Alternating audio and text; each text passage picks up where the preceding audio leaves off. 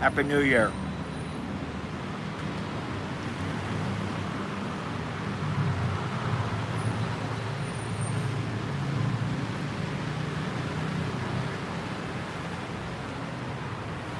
Happy. I'm gonna wait for a few minutes. I need some more people to come in. Just give it a little time.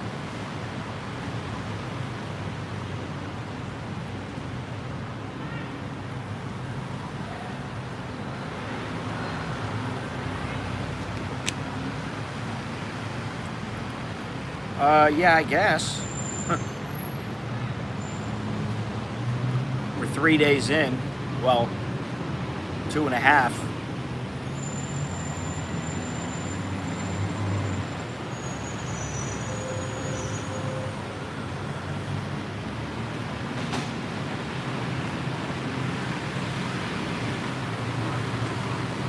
Christmas music is still playing here. Christmas tree is still up in front of the mall.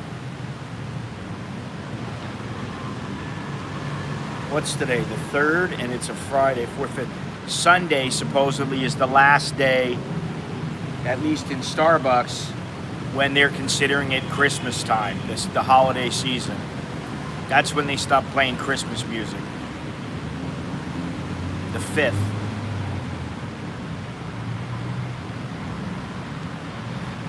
Yeah, you know, Jono was supposed to be here. He was going to be coming in about 45 minutes, but he hasn't been feeling well. He's had some issues, and he's not feeling very well, so he's not going to be here. But, you know, hopefully he'll get better. I'm sure he'll be back. We'll see him again. Better knock on wood. All right, so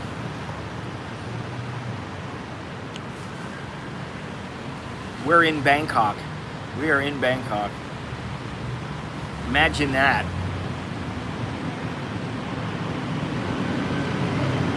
Back in Bangkok from Suratani.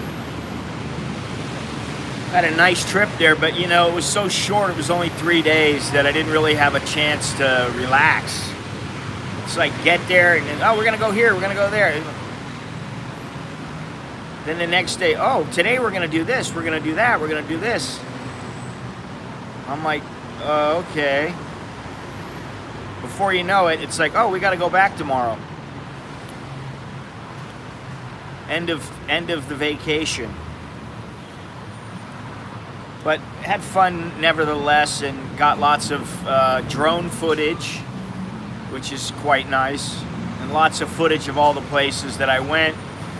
I put up a little video in the Patreon section in the member site, but I've got a bunch of other videos coming up from Hong Kong and from Surat, so those will be coming up soon.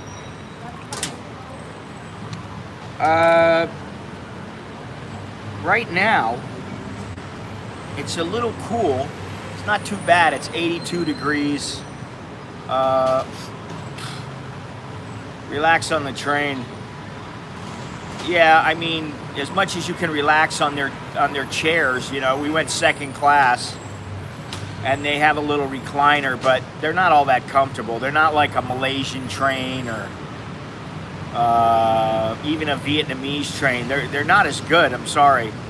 They're not as comfortable. And, you know, so yeah, I guess I relaxed a little bit, but not all that much. Vacations are not for relaxing. Vacations are for getting away, I guess. I don't know. Anyway, 0% chance of rain.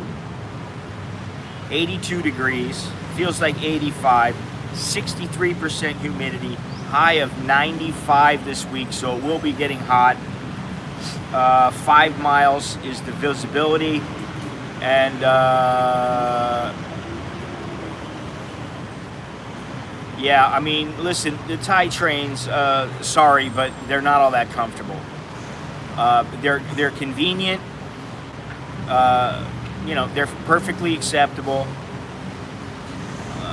But I would call them, on a scale of 1 to 10, I'd give them a 5, being average as far as comfort goes. They could be much better, and I think they're in need of a serious upgrade of their train system. But Thailand is doing so many things. Maybe they just don't have the funds for it. I don't know. I don't know what the deal is with it, and frankly, I don't care because I can't control it. So the train was all right. We flew back, which was nice. Much better than taking the train on the way back. I don't mind taking the train on the way there, but coming back, I'd rather just get it over with. Painless. The bot is currently 30.1456, although that doesn't mean you're going to get that. Yesterday I went to the ATM and checked 2 ATMs. One was 28.86, the other was 28.65. So you got to shop around. You figure out which ones are the best ones for you. Usually it's Bangkok Bank or Krung Sri. But check around, because they vary even from ATM to ATM at the same bank. They vary, which I don't understand that. But the smog index, it's smoggy, it's polluted today. It's 115, which is not terrible, but it's not great.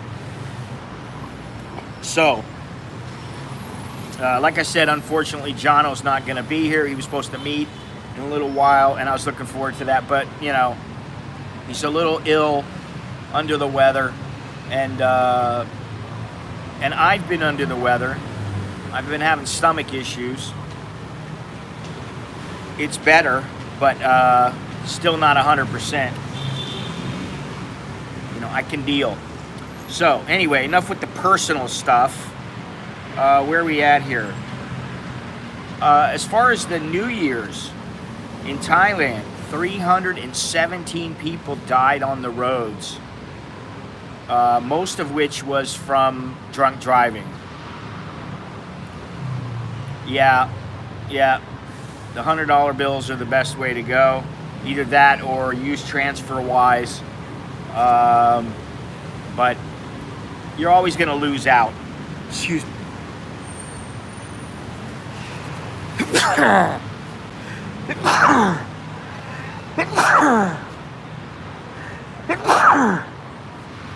man.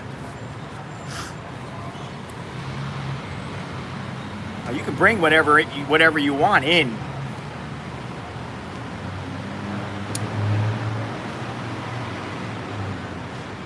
Thailand wants your dollars. They want your dollars. I forget what the exact amount that you can bring out is, because I never have to worry about it. Maybe it's 100,000, something like that, 50,000. Yeah, but it's like they don't. I guess the only way they would catch you is if they were looking for something else, and they decided they were going to stop you, and then they checked you and patted you down and everything like that. Mr. Mitch, how you doing? Gennaro, the usual crew here. We got anybody? Henry, how you doing? MedTech, yeah. And then we got about 20 lurkers. So anyway, yeah, did the trip, managed to come back alive, which is great. But 317 people, that's a lot. Also, a British man, a guy who worked for Suzuki MotoGP, this guy Gary McLaren. Apparently, he thought a firework had went off, or he thought it was dead and it wasn't going to go off, and he went up and I guess he grabbed it, and it blew up and killed him. I'm not fond of fireworks, especially with knuckleheads. Not that he was a knucklehead, but there are a lot of knuckleheads out there And you know, I was down in the south, and across the street there was a group of kids, and all of them were playing with the M80s, whatever else they got, you know, noisy. And I'm thinking to myself, all it takes is some kid to, you know, grab it, and he lights it, and it goes off faster than he expects. He can't get it out of his hand. Boom, he loses part of his hand. That's how it happens. So I told my kids, hey, you know, you can play with sparklers, but that's about it. And, you know, there were some fireworks going off down there, but really I would say it was pretty peaceful where we were, aside from, yeah, I don't know, he had some big, I guess some firework that was quite large and powerful, and he thought that it was a dud, and he grabbed it and boom, blew up, and that was the end of him. Yes, sir, I am back in Bangkok. I'm at Starbucks. I was going to meet Jono here, but Jono is ill, not feeling well, and no, it's not from drinking, and no, he's not shacked up. But yeah, that's why I'm here, and so I've got my water and a few things to talk about. Barista check. You got the girl Tian, who's the one who was pregnant. You got a new one, or I don't know if she's new, but she's new to this one. Her name is Nara, you know. And then there was another one. I don't know who she is, what her name is. I don't remember. But none of the ones you like, Gennaro. They usually don't come in until the late morning or early afternoon, if I remember correctly. The only reason that I try to remember is for you, by the way. So yeah, you know, but here, I don't know, the lady across the street said that it got a little crazy in our village. But down there was one house that was playing music really, really loud. There was the kids and their family. They were lighting off the firecrackers. A couple houses down. There's only about 5 houses in like a square mile. And then all the other houses were quiet, and then we were just eating. I think there was one house where the door was open and people were inside. Oh, good. Glad to hear it. Good. Well, actually, I do hate people, but can I change that shirt? I guess I could. I hate people, and I prefer to be alone. Because most people I do hate. I don't like a lot of people. Nothing against them. It's just I find most of them to be irritating. That's the way of the world now. I was talking to several people about what's going on now and how things are, and you know, you hate Oklahoma. Didn't Oklahoma get trounced by who was it? I forget who they got trounced by.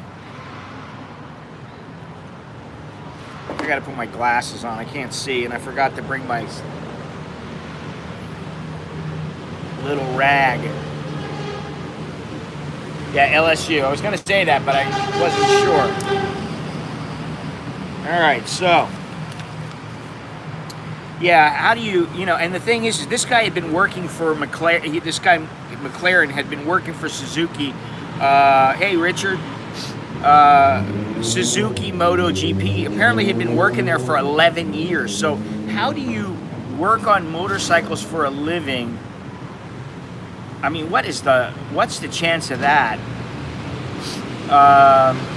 You work on motorcycles for a living, and then, you know, you're messing around with a big firecracker, basically, and you end up getting blown up.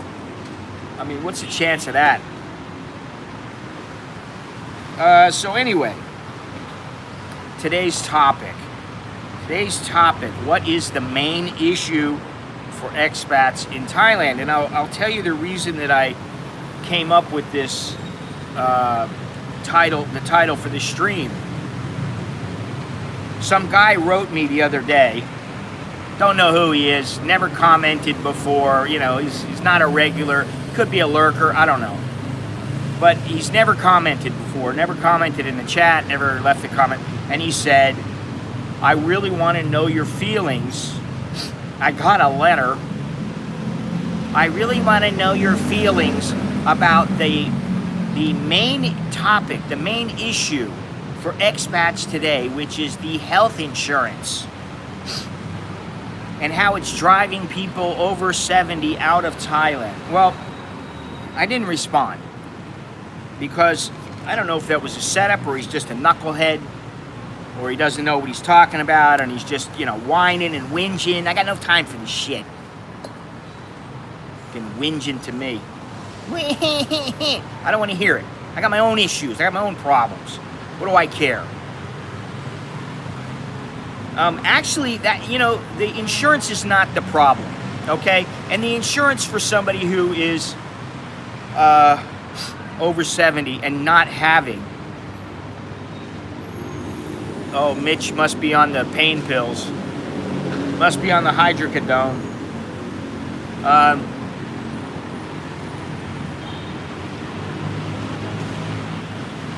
the fuck's she waving at me for?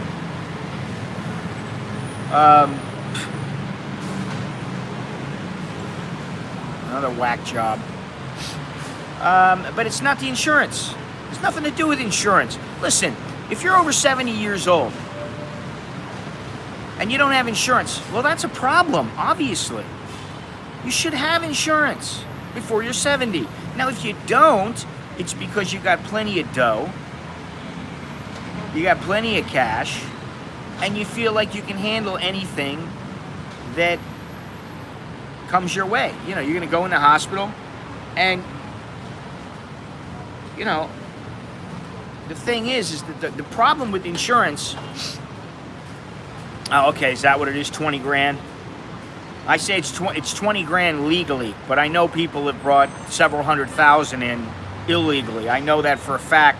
They get 1,000 euro notes and then bring in, you know, it's easy to bring the money in.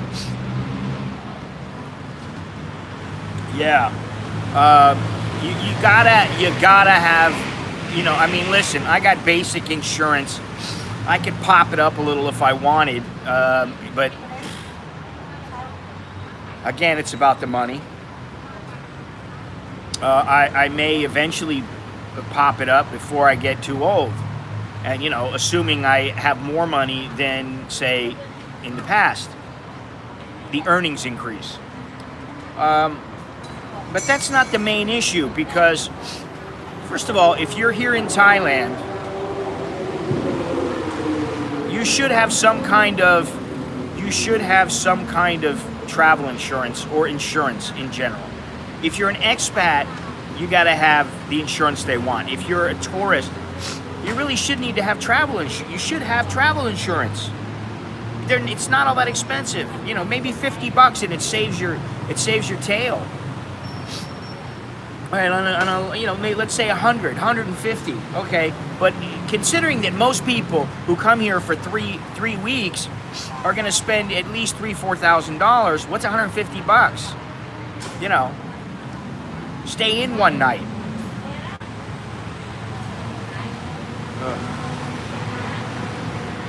So anyway, that's not the issue. And then the issue, oh, it's running out all the people over 70. Well, so you make sure you have insurance before your insurance,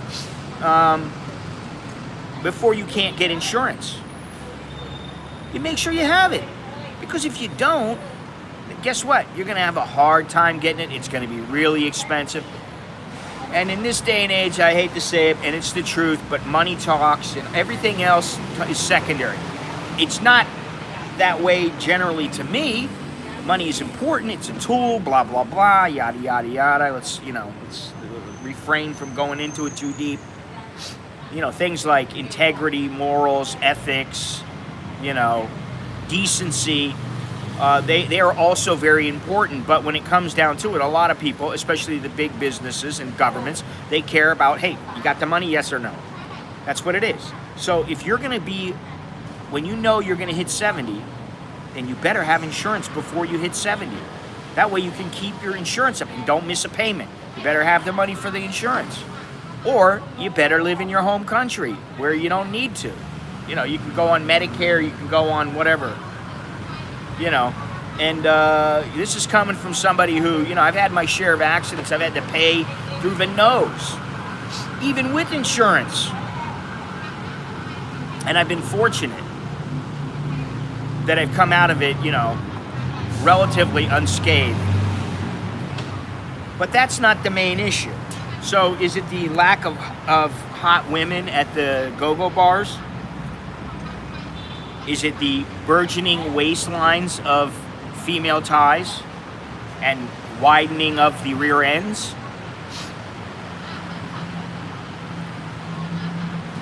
Well, of course. Listen, we're going to get into that in a minute, okay? Is it that street food is not as prevalent as it used to be here in Thailand, and maybe that the Thai culture is slowly disappearing in favor of modernism? Is that what the problem is? Is it the visa regulations? Is it the political system here? So what is it? What is the main issue? I'd like to know if anybody really knows. Because there's one main issue, and it always comes down to this. And it's not as simple as just saying, well, you got to have the money. It's not quite that simple. Anybody? Any comments? Any guesses? Any, you know? The reason that I wanted Jono here is because he and I have been talking about it. And he's been wrong. Sorry. Is because he's experienced Thailand while in the past,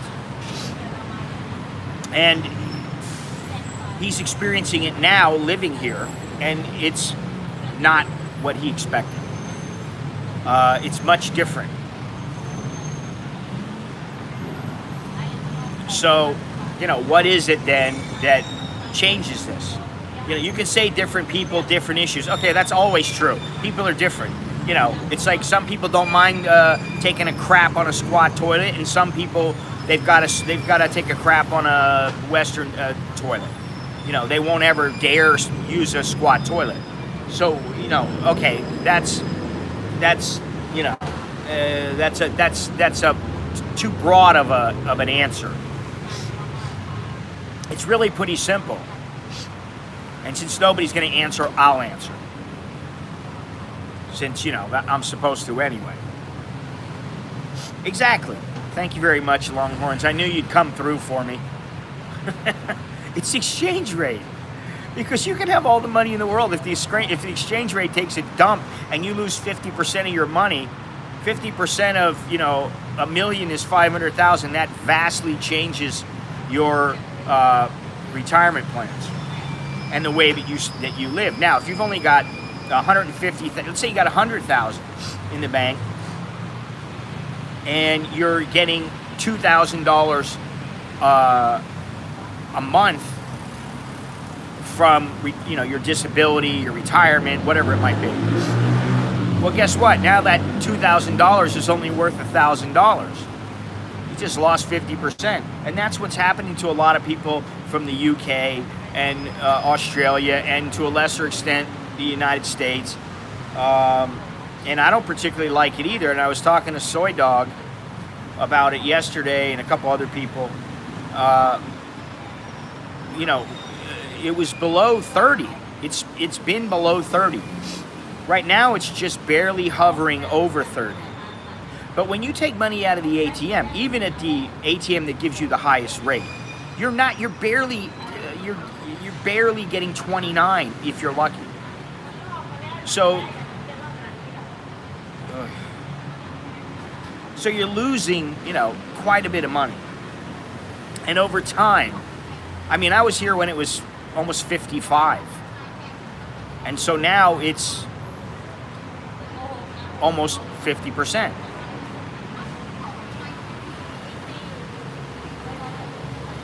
There's no more smoking in front of this Starbucks, and on these curbs they put up these signs everywhere. They're on every single place, and I guess it's because they're too close to the building.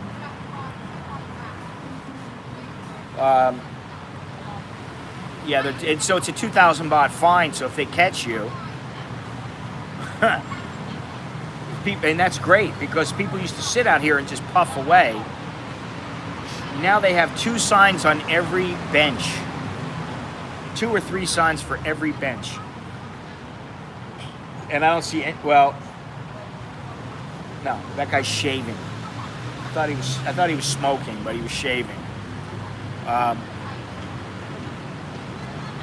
So, you know, you can say, oh, it's the insurance, oh, the regulations, oh, that, you know, yeah, okay, it costs you more money, and it sucks. I'll be the first to admit it.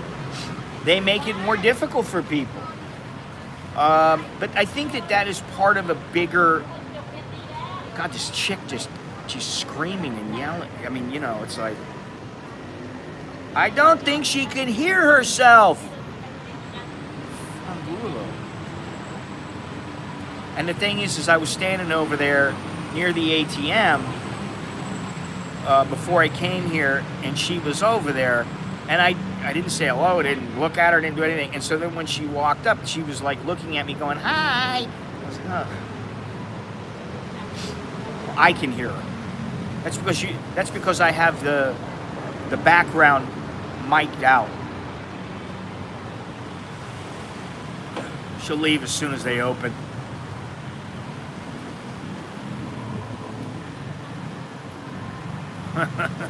Yeah, I'm supposed to just suffer in agony. Listen, you want to talk about agony? Please. I don't even want to go there. I don't want to get into it. Well, the exchange rate, and the exchange rate's one thing. The visa regulations, yes, they make it more difficult. It does cost more money for some people. And because of the regulations, it's a little more difficult to tap into your money. And you've got to have the insurance, which, you know, the insurance for people who are older is not cheap.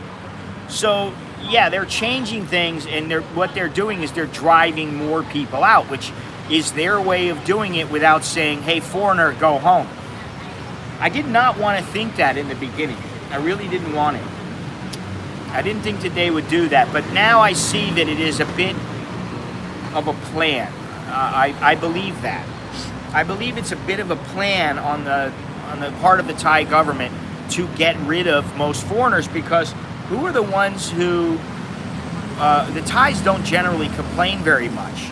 They live with things the way they are. They live with their coups, they live with their politics, they live with their leaders, and they don't complain all that much. You know, when they do, they have a coup. Which brings me to the next subject, which is there was a protest last month. There's supposed to be protests this month. And now, despite this supposedly being a quasi-democratic system, they have banned this Future Forward party. They've made it extremely difficult for people to go up against them and to win. And you know, it kind of reminds me of boxing. It's not as blunt as in the old days when a fighter had to go down, a mobster would come in and go, hey buddy, you know, you go down in the third or else. That's the way we're gonna do it tonight. You're going down in the third, and then you'll get a title shot, you know, in a while. Okay, and you go down in the third, you lose. Nowadays, they just put you in with somebody. They say that he's a great fighter. They build him up. They give him some phony record, or a record that's built on tomato cans, which they did back then too. And then the guy fights him and blows him out in one round. It's nothing, and it's legitimate. He actually fought the guy, and the guy tried to win, but he really didn't have a chance in hell to win. That's the same thing to me that's going on here. What I used to say is Thailand wants to be like Singapore. They want to model their economy after Singapore's. They want to be wealthy like Singapore. I don't think that anymore. I think now they want to be like China. And it maybe a little bit of it stems from me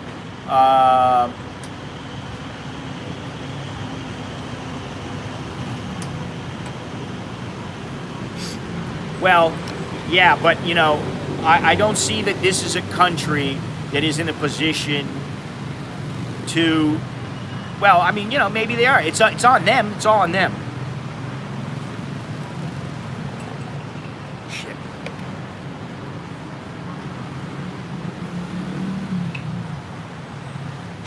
If they want Chinese tourists as who comprise, you know, 60% of their tourist industry, and then something happens and then the bottom drops out, okay, so be it.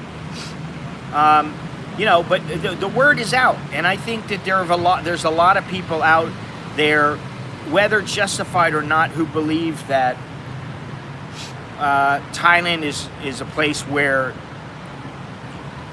while you can be treated very well as long as you got money, if you're not spending as much as they want you to, you'll be treated poorly, or you may be treated poorly.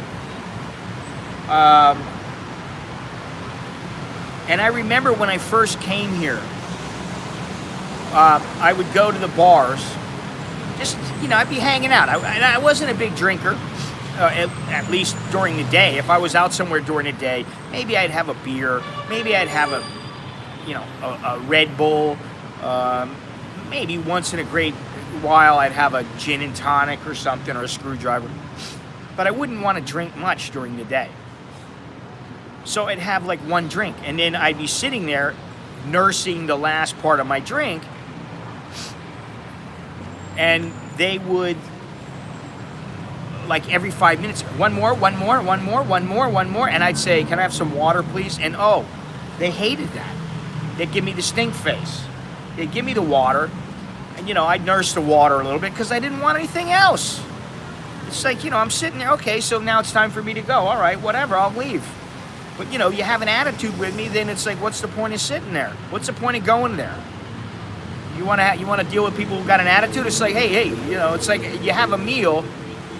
For me, I have a meal. If I have a good meal, usually I don't want to just finish my meal and run. I got to go. Oh, let's get out of here. Sometimes that happens because out of necessity. But if I'm in a relaxed atmosphere, I'm hanging out with a bunch of people, and we're done eating, and we're all sitting around talking, the last thing I want is people rushing me to leave. Now, if the place is really full, all right, you know, you got to keep it to a minimum. You know, you're there 5 minutes talking, 10 minutes talking, we got to get out of here. But if the place is empty and you're sitting there and they're like, oh, you want something else? Do you need something else? And that's what they do with the bars. And I think now what's happening is, whether just perception or not, a lot of people feel like that Thailand is a country where everybody's money hungry. And they felt like that for a long time. But now it's getting even more pronounced. That's my opinion. Not necessarily the truth, because, you know, I can't always be correct. But it's my opinion. And my opinion is what it is. And that is that, for the most part, if you go somewhere, you know, they're going to try to get as much cash out of you. And that may mean, you know, like I said the other day, it's like, listen, I take the motorbike all over the place. I know most of the guys. I try to take a Songtao, try to take the Sky Train, or take a taxi, take Grab, or whatever it is. But when I have to take a motorbike, there's nothing worse than getting some guy who comes up and he, you know, in his pidgin English says to me, which I don't need him to speak English to me if he doesn't want to speak English. That's he can speak whatever language he wants, but he comes up, hey, where you go? I'm going to the mall. 40 baht. No, it's not 40 baht, it's 30 baht. No, now 40 baht. No, it's not, it's 30 baht. Please, I go there all the time. It's not 40 baht, it's 30 baht. That's the going rate. No, 40 baht. Okay, no, I don't want to go with you. Piss off. That's what I do. I tell them, go ahead, get out of here. Leave. I don't want to do business with you. Because I already know what the going rate is. Why are you going to charge me more? A couple, not very many. Not all that many. Every once in a while I do. There's one lady, she's got to weigh about 250. She's a little short little butterball.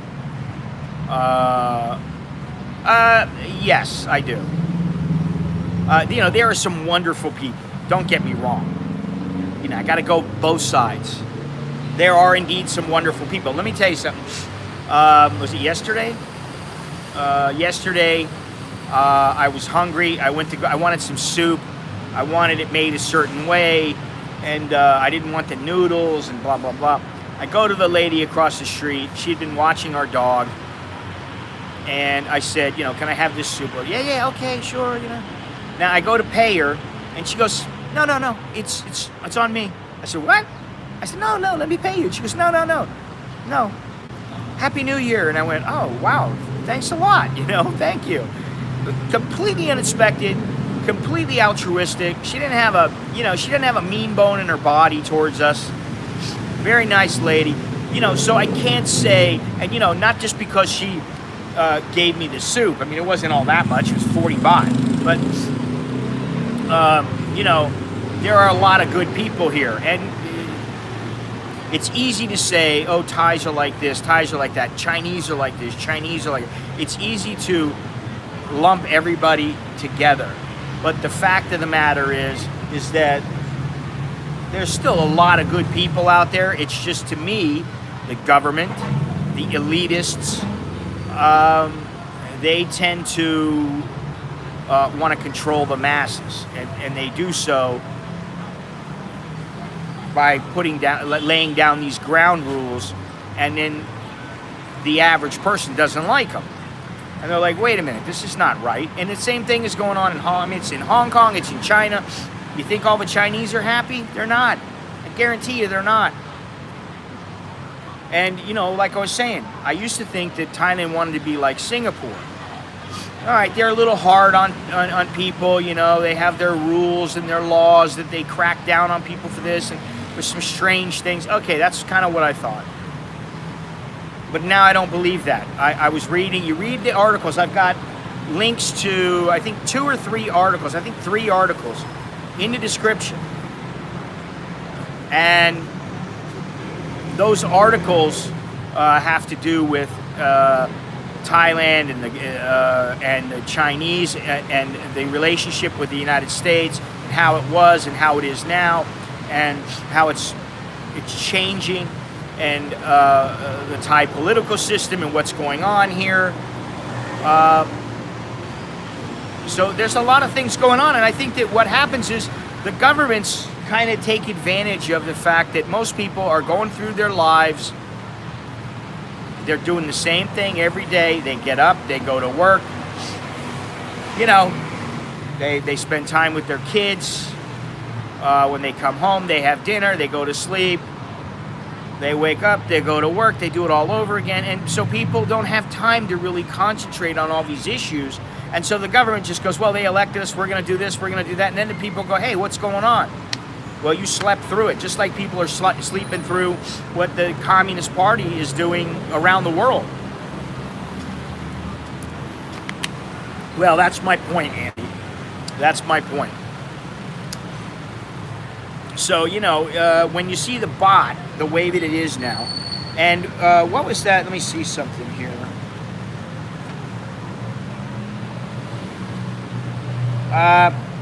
There's a couple of things. Like I was reading earlier today, early this morning, prepping for this stream, that some economists believe that the Thai baht is out of sync with reality, and that eventually it's going to come crashing down. Some people have said, oh, it's going to go down to 25. Well, I hope not. If that happens, I can't say it's going to be a major problem, but it ain't going to be great. It'll be, I mean, for me, it ain't going to be great. It's going to affect me, but I don't think it's going to cause me to leave, because I'm in a position where, you know, if I leave, okay, then I got to, you know, what am I going to do? Live alone? Or live without my family? I don't think that's going to happen. That means we all got to move. So it's better to ride it out, which is acceptable. You know, I mean, you got to do what you got to do. The other thing is that the trade war between the United States and China, as I understand it, and as I've read, if the U.S.-Chinese trade war, trade talks turn out well, that's to the detriment of Thailand and the Thai baht. The value of the baht is going to diminish. Well, Russians, Chinese, and French. How many Americans didn't pay their bill? How many, British? I don't know, British. Australians, I don't know. If the trade talks take a dump, that's beneficial to Thailand. That's going to affect the baht, and then who knows, maybe it will go down to 25. I don't know, to the dollar. The baht is strengthened more than 8%. I think it was like 8.3%. It better crash? Well, I sure hope so. Listen, I've been here when it was 55, like I said, or almost 55. It was like 54.7 or so. I don't even remember. It's been too long. And what I remember is that, you know, it was like when I first came, it was like, oh, you can get something for 5 baht. You can get this rice for 10, 15 baht.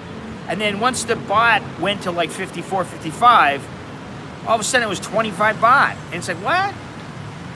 Now it's, 40 baht, 50 baht.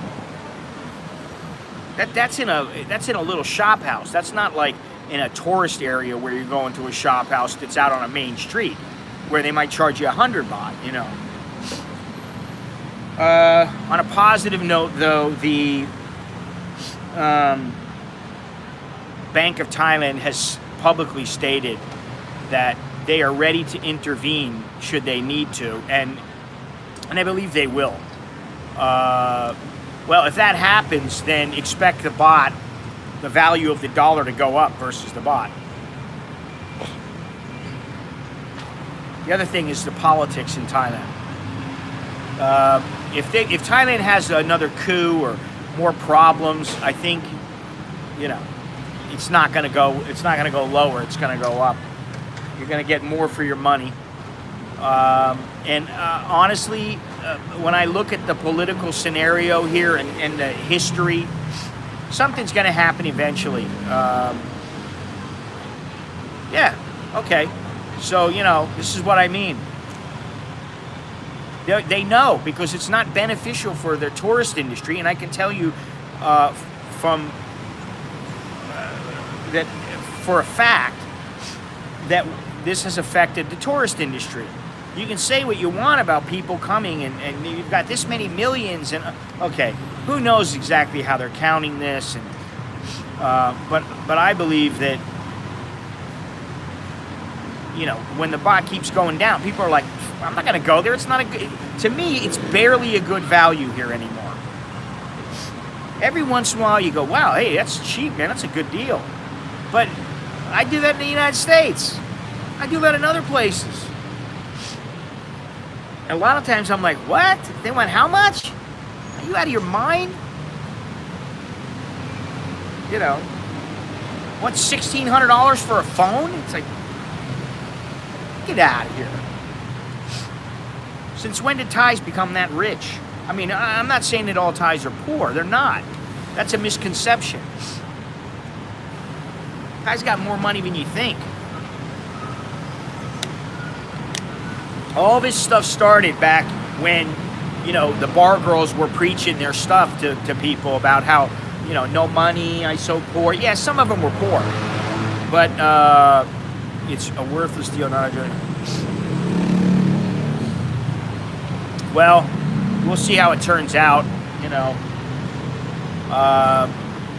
of course, I want the dollar to get stronger. It just it helps. Helps me, helps the family, helps, but then again, my wife is earning in baht, but she's got to spend in baht. It's not like she's spending in dollars, so I don't know. Uncertainty, just like in Hong Kong, just like all over the world, there's a lot of uncertainty.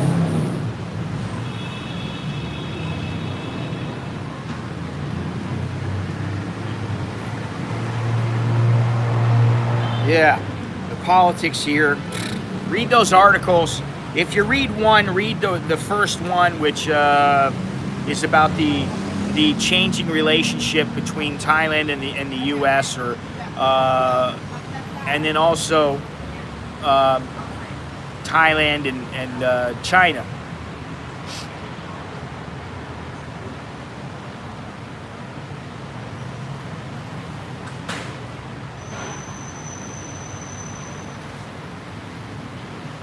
The weather is so nice here. Yeah, a lot of people will be hurt by it. It's not a good thing, It's like, and people, let's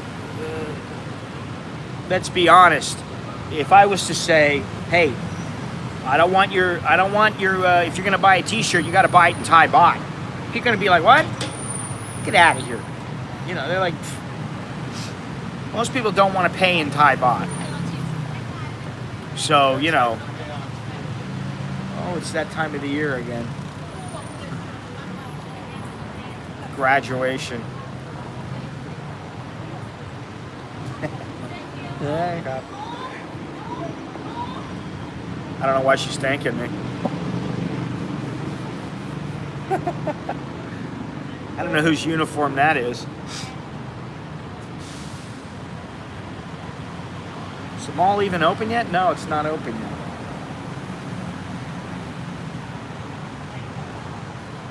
Not that many people here.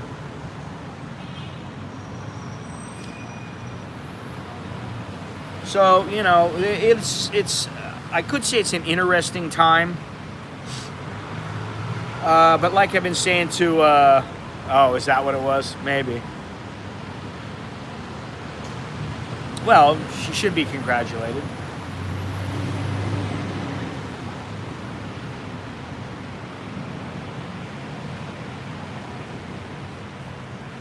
Anyway.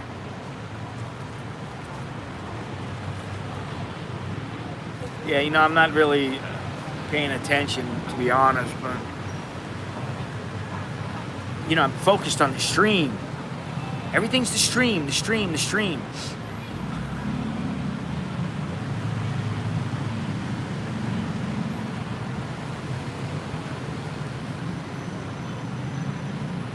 What's today? Friday? TBIF. Thank Buddha it's Friday.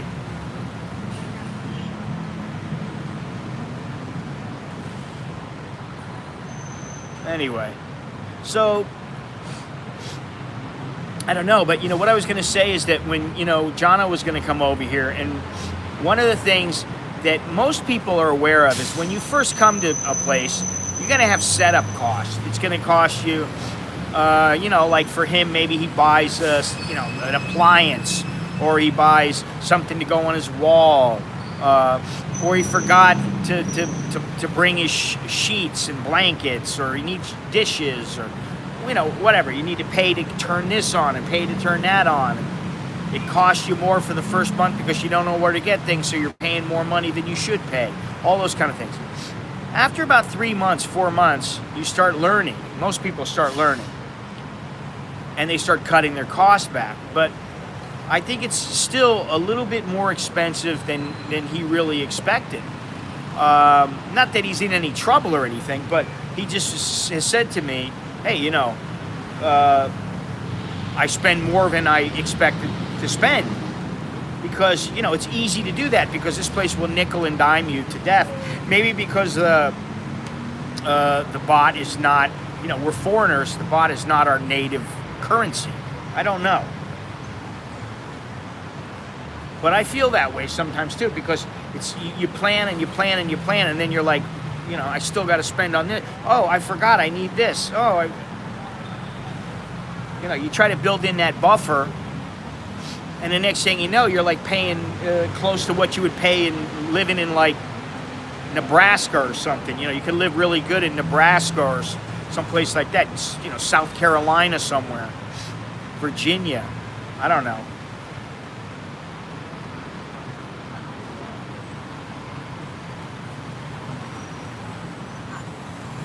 I thought I saw something a while back that said that Bangkok was one of the most expensive cities for expats to live in the world. I don't remember, how long. It couldn't have been more than about maybe 9 months ago.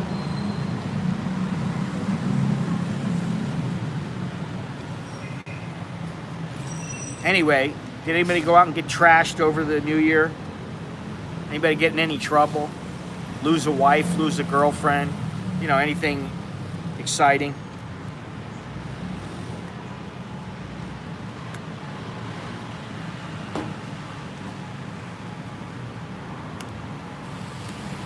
Let's see how much the lag is.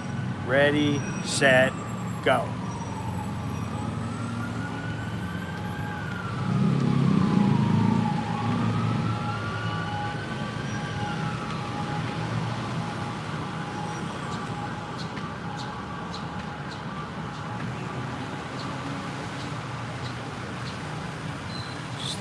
Making 65 without a buffer. Yeah, well, that's a good 7,000 baht. Look at that. See how much that is? That's like what, 11%? You need an 11% buffer. So when they say 60, see, here's the thing. How many times you're making 65,000? What percentage are making 65,000?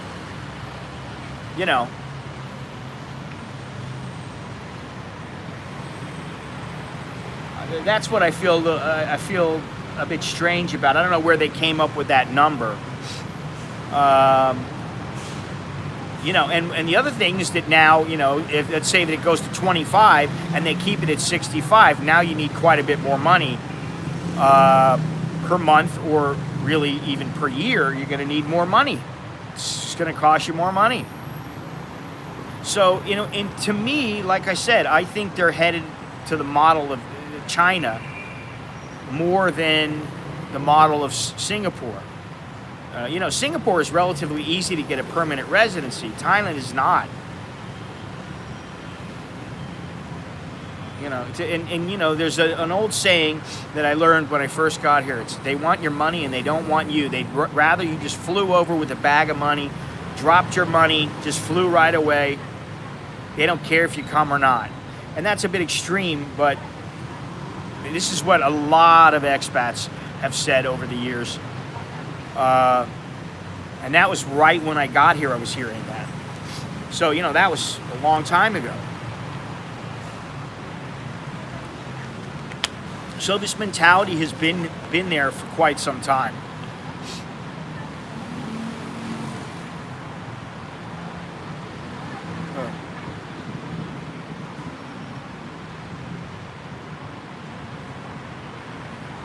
Vietnam is becoming more popular, but let me tell you something.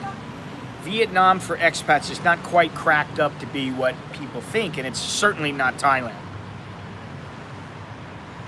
4 bags and it was $230. Holy shit. Yeah, I believe that. Now I used to go to the grocery.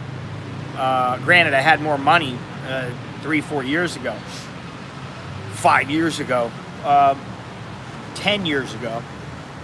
I used to go to the grocery and buy 5,000, 10,000 baht worth of stuff. And then I would just buy milk once in a while, some bread, some eggs. Now I buy just what we need. I don't buy stuff and stock it all the way. I mean, we have a little bit, but not nearly what I used to have. Not nearly what we used to have. And yesterday I spent how much? 760 baht, which is about, $26. Today I forgot to get milk yesterday. I got to get milk, and I need to get a little bit of meat.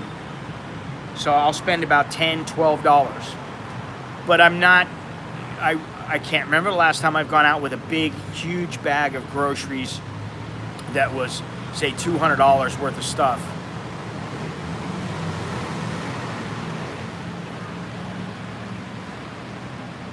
I just don't do it anymore. And I don't really see, you know, maybe another factor is, oh shit, I forgot to bring the bag. You know, this is the problem. They got the no plastic bags now, which is a good thing. I admit it. It's a good thing. But I forgot my bag. You can only carry so much stuff in one bag. Now you got to bring 2 bags. Well, what if you're running around, you got to do this, and, you know, it's a bit of a headache. Well, that could be. No, milk is not imported.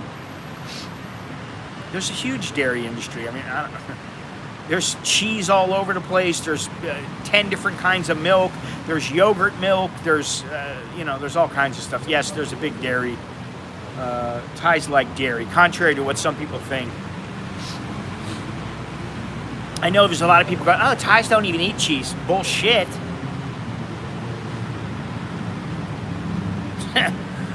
Thais don't eat cheese.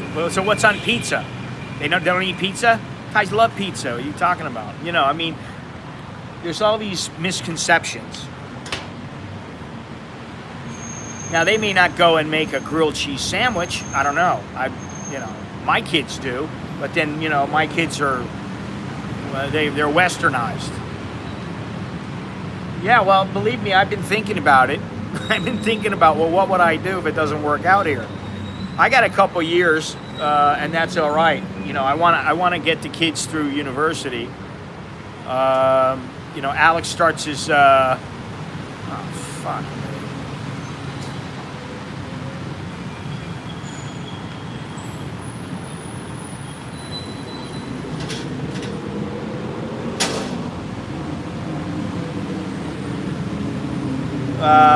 You know, we got to get them through school.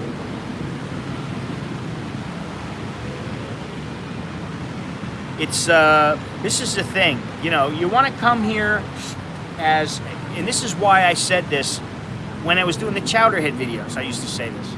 If you're a young man, you know, like this dope who came here and talked to me, and he said he had $50,000 in the bank. He was like 30 years old, and he wanted to retire here. And I was like, are you out of your mind? I was like, do you know what you're looking at? Can you look at the future? Look at your future. You're going to be an English teacher making fuck all. You're going to be making peanuts. Sorry, $1,000 a month. If you're lucky, you make $2,000 a month. It's peanuts. You want to live like that? Then live like that your whole life. And 50,000 will go like that. It can go like that. Believe me. I know. It doesn't last. So if you're 30 years old and you got 50 G's in the bank, and you think you're going to teach English for the rest of your life, or, you know, scrape by, I got news for you, man. It ain't easy, and it was a lot easier for me back then than it is for people now. And I would not want that on anybody at this point. Well, not, you know, there's some people I want them to suffer, but I'm a bit of a sadist that way. But, you know, if I was a young guy and I was like, oh, I want to go and see the world. Okay, take a year off. Take a gap year. Go back home, you know, work, do your thing. There's a reason why there's the traditional path, and then there's the path of whatever, flying by the seat of your pants. Some people can do it. Some people can't. Spend $1,300. That's about what's that? About $1,600 or something like that. $1,500 US. I mean, that's easy to do. You know, I mean, even if you spend $50 for a hotel, easy to do that. Take abroad every night, go out drinking, money's gone, boom. I used to think, you know, you spent, back when I first came over here, I used to think $100 a day, $125 per day. This is 25 years ago. And that was a decent time. I could have a pretty good time with that, you know.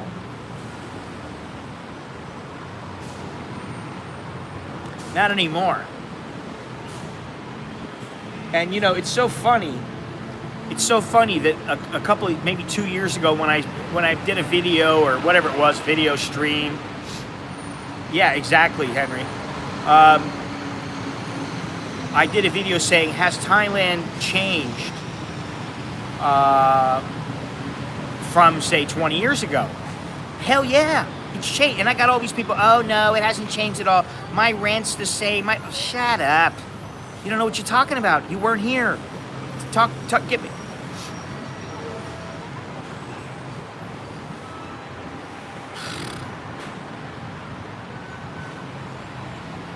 I've been dealing with Rode microphones, trying to get my microphone fixed, and I'm not too happy about what they're responding with right now.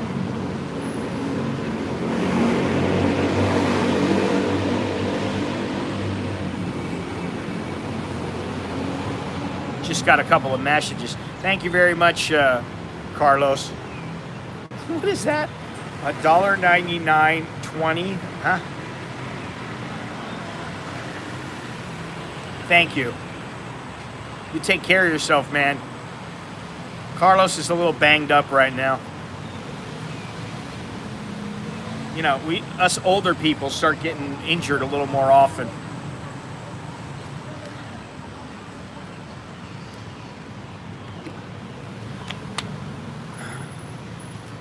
Us older people are banged up.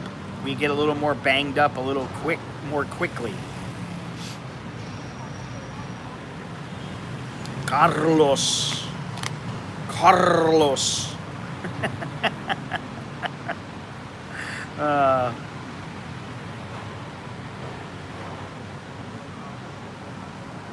Wait a minute.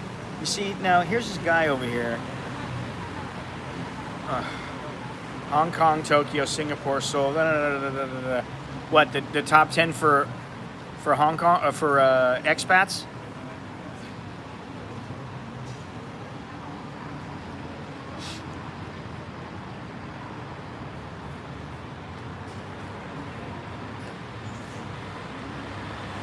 I can tell you that, you know, in the past it was like, wow, if I had $500 a month coming in, I could live out in the country and I could live awesome. I'd have a nice apartment. I'd have money left over after food and, you know, a little bit of electric. Oh man, it was plenty of money. Well, that was a long time ago, and really 500 wasn't that much. That was like squeaking by, you know, living like a pauper. If you had 1,000, okay, well, maybe you got, you know, 550, 600 bucks left over if you're living the right way. But that was a long time ago. It ain't how it is now. Yeah, you want to go buy a TV, look at the price of a TV. You want to go buy some Chinese piece of shit, you know, cost you 3,000 baht and fall apart in a month? Go ahead, buy it. You know.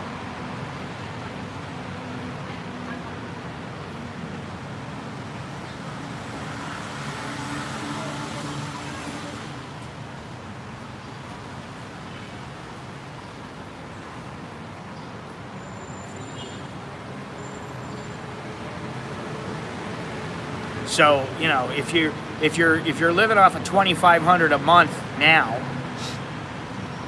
and you lose 25% of your money, what's that tell you? You're living off of shit.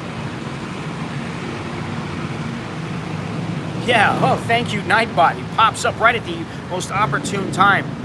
You guys want to see me go to Hong Kong again? You want to see me go travel around and do some of these things? And, you know, get more in depth with this channel, not just sit here at Starbucks and do shit like this. Please consider becoming a Patreon patron, throwing a contribution my way, whatever. I've been talking about doing a GoFundMe for the next Hong Kong trip because I need to draw upon people from not just from YouTube but from all over. And I really do believe that the more people that show what's going on there, eventually the truth will come out. And for whatever reason, the Hong Kong Police Department, you be the judge of what the reason is. The Hong Kong Police Department and the Hong Kong government doesn't want an independent review. They refuse to have an independent investigation. They've said they would do a review. It's all right, Carlos. Don't worry about it. They refuse to do that. Now, if they have nothing to hide, if you ever listen to them, I fully agree that some protesters, they get out of hand, bashing in the windows of a bank, trying to burn down a bank. That kind of thing is unacceptable. You can't do that and justify it and then reprimand the police for trying to save the peace in the city. However, when police walk down the street and they see people walking along and they randomly start screaming and yelling at them, and then the people tell them, fuck you, back to them, and they say, we're insulted, and it's like, you're insulted? Get the fuck out of here, you fucking snowflakes. And then they start shooting them with pepper spray, shooting tear gas because you have to break. Like they did the New Year's march the other day. And then they said, oh, it's getting out of hand. There's too many protesters that are engaged in violent activities and vandalism. So we've got to stop this march right now. Well, the fact of the matter is that the protesters are generally much smarter than what the police give them credit for. In my opinion, it's probably the police who are doing the vandalizing. And then they come back and blame it all on the protesters, and then it makes the protesters look bad. That's the kind of shit that they do. If anybody knows about the CCP, do a little research, because all I've been doing is researching this for the last 4 months. And I've learned a lot of things, and I'm surprised that, first of all, I'm surprised at some of the shit that people do in general. I just can't believe there's a reason why they're called dogs, and that's saying it nicely. Calling them pigs sometimes is being too nice. Yeah, I don't want to go to Australia because I've heard how expensive it is, and quite honestly, they speak English there. I don't want to go somewhere where they speak English. It's too tame.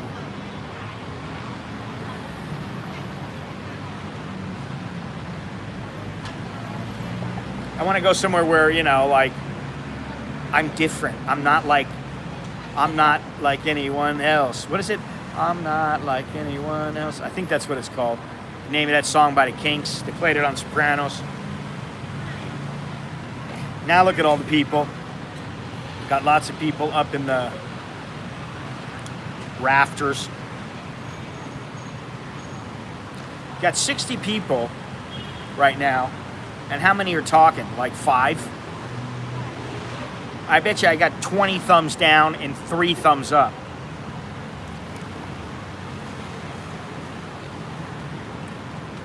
Get a life, trolls. Get a life. I wish you a happy new year, scumbags, and you know who you are. But I still wish you a happy life. Get a life. Have a life. I go on this morning. I put the stream up, and within seconds, I got a thumbs down. I'm like, go fuck yourself. I don't feel like holding back very much, It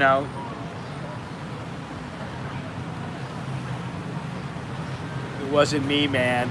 Good morning, Soy Dog Cowboy.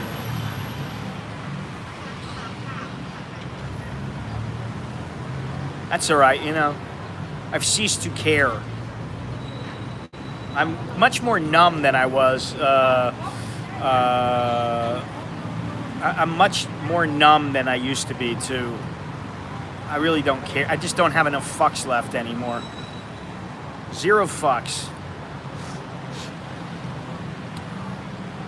Well, good to know that, you know, I don't have like 12 thumbs down like I sometimes do. I got 12 thumbs up, 12 thumbs down. No, I wish I was. I wish I could just be comfortably numb for the rest of my life. But, you know, that's too painful in the long run. You know, you got to come down at some point.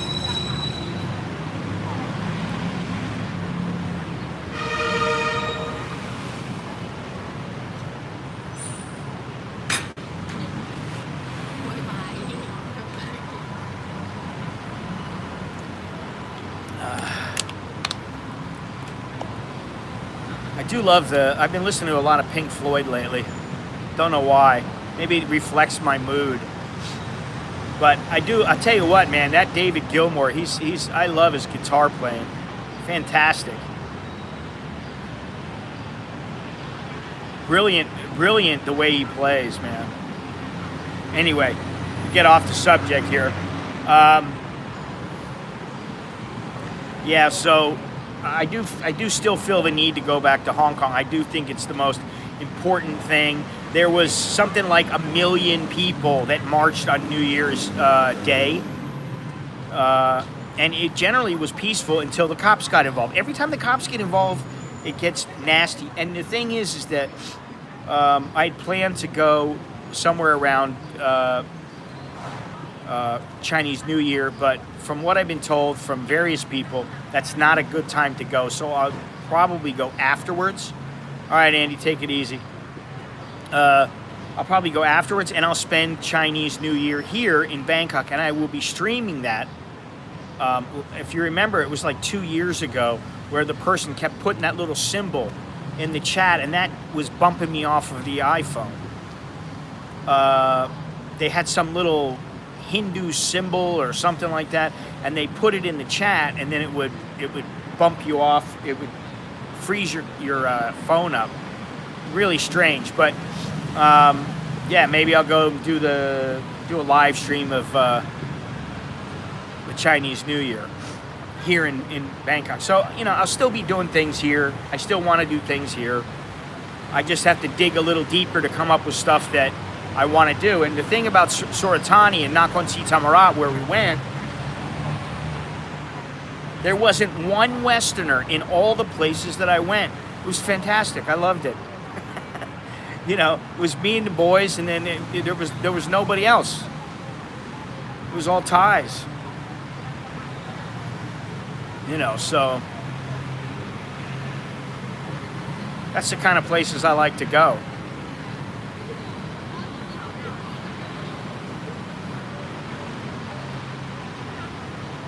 Wow, look at all the people now. They'll be in about 2 minutes. So I got a lot of videos to put up. I'll be putting a lot up in the Patreon patron. I've been meaning to edit the Patreon site because it needs a little bit of an update. As does the website. I'm almost done with the website. Having some problems with the buttons. But that's no big deal. What else?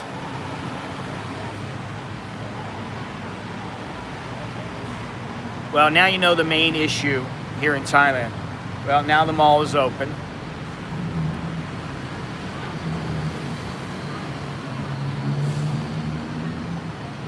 The main issue, in my opinion, is the value of the baht versus other currencies.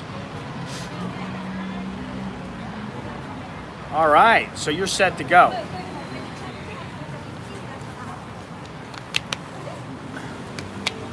Well, Nicholas is looking forward to your speedy return. You know, Alex is in his own little world. He's probably sound asleep right now. You'll see the difference. You should be able to see the difference in Alex. He's quite into the fitness. Yeah, but where is Thailand? Where is Bangkok? What number is Bangkok?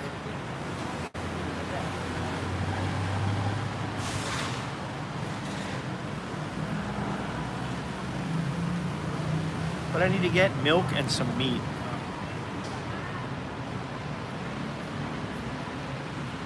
61.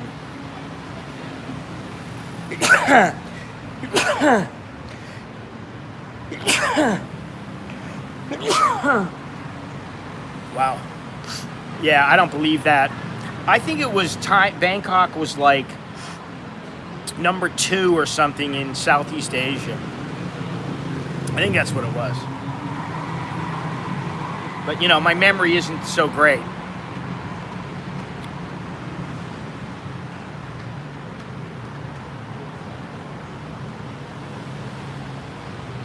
Let's see, what else? Mr. Mitch, are you still awake? Are you like buzzing right now? Monash. Long time no see, Monash. Happy New Year. Oh yeah, they all look, I mean, one guy walked by and he's just, and I wanted to go, dude, you know, like, I don't mind you like taking a glimpse at me and staring at me, but like, totally just gawking at me. It's like, it's kind of like, I got a big, I don't know, what's going on, you know? No buzz. Oh. Ah. All right. Well, sorry to hear that. No drugs for you. What a shame.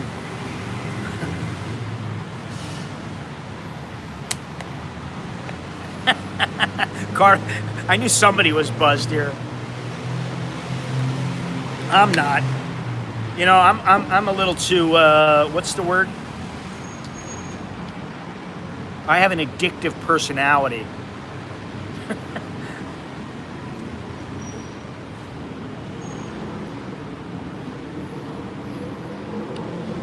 Yeah, true story. Addictive personality. I get addicted to all kinds of stuff. So I just tell myself not to get it into anything too much. Oh, damn shame. But I guess it's better, you know, in the long run it's better. And you know what's I find strange is that there's a lot of places where been a San Pedro night here. Carl. Happy New Year, Carl. Well, you know what? If somebody ever buys me Depends, I'm gonna hit him over the head with the Depends after they've been used.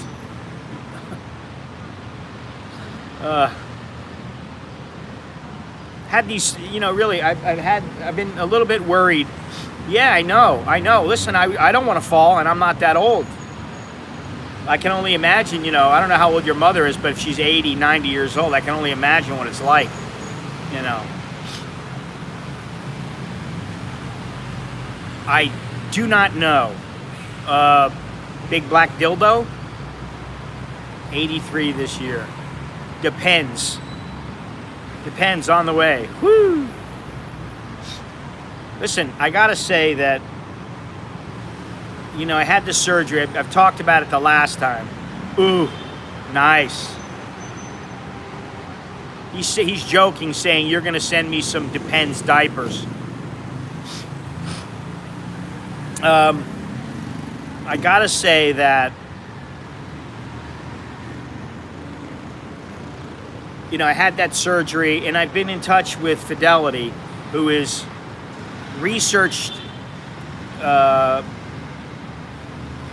food, nutrition extensively. He knows his stuff. And I've had these pains in my just like when I had the bile duct issues in the gallbladder. And now I'm at this point where I really have to watch what I eat. And I noticed that if I don't, it's a little bit of a problem, you know, with burping, farting, crapping. My digestive system is just out of whack. But if I watch the food that I eat, I really watch it. I mean, I'm not talking about, I can't have like lasagna laden with, you know, thick layers of cheese. I can't eat that stuff. And I think what happened when I was in Hong Kong is Yeah, they did, but and I didn't eat the stuff at first, and then I was like, yeah, I have a little of this, a little of that, and then the next thing I know, I was like, oh, I can eat it. But I was in Hong Kong, and I was really, really thirsty, and I had like a soda, which I shouldn't be drinking anyway, but I had it. I haven't drank a soda in 2 months now, but I had a soda, and I thought, I'm still thirsty. I had a milkshake. And that was the night I had the milkshake, and I was not feeling all that good. I had the milkshake, and I went back and I felt terrible. I spent the night on the toilet. Ever since then, my stomach has not been right. Right now, my stomach is barely okay. It's okay. But I have to watch what I eat. And, that's what I was talking to Jono about, because Jono's having some stomach issues too. You start getting older, it's like, what's that? That you learn when you get older? You never trust a fart. Don't trust it, man. You start getting about 50, maybe in Longhorn's case, 40. Don't trust passing gas, because it might get messy. And I had wanted to do this Hot Ones thing. Yeah, I know, but you joke about it, Soy Cowboy, but right now you're okay. But wait a couple of years. You might not be okay. Then you're not going to joke about it. That's the thing. Very easy to joke about it, if you're all right. But once it hits you, and it's like, holy moly, 1 second, hang on a second.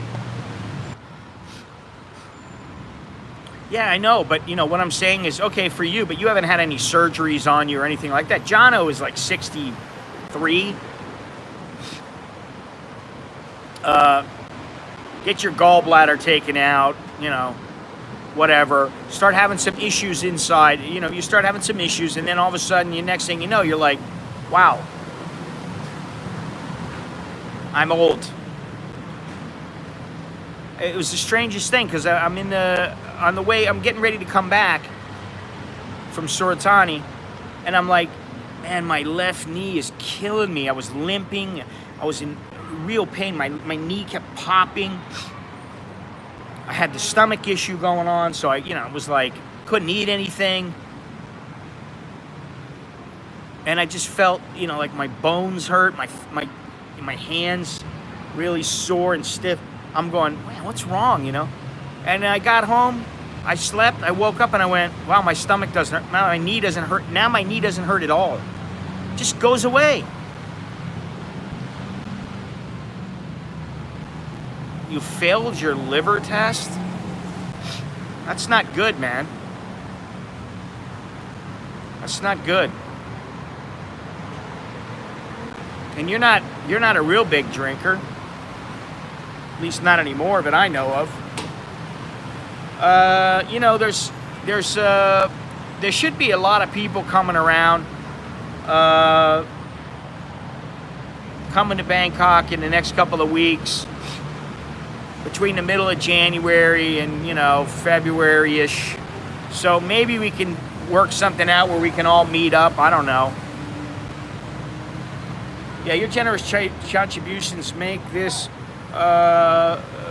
channel and my work possible. Click on the link. Yeah, don't forget about that, please. I know a lot of these people are regulars here, but all you people lurking, I know there's a lot of lurkers who I never hear from, and then all of a sudden I get a, hey man, Merry Christmas, dude. Hey, I hope you're doing, hey, thanks for Hong Kong. Hey, I appreciate it. If you can't, just keep watching. That's good enough. Click like, click thumbs up, share it. Spread the word. I've got to hit at least 15,000 subscribers. I gotta blow up a little bit more. And I will tell you this about Hong Kong. You guys made it possible. Without you guys, it wouldn't have been possible.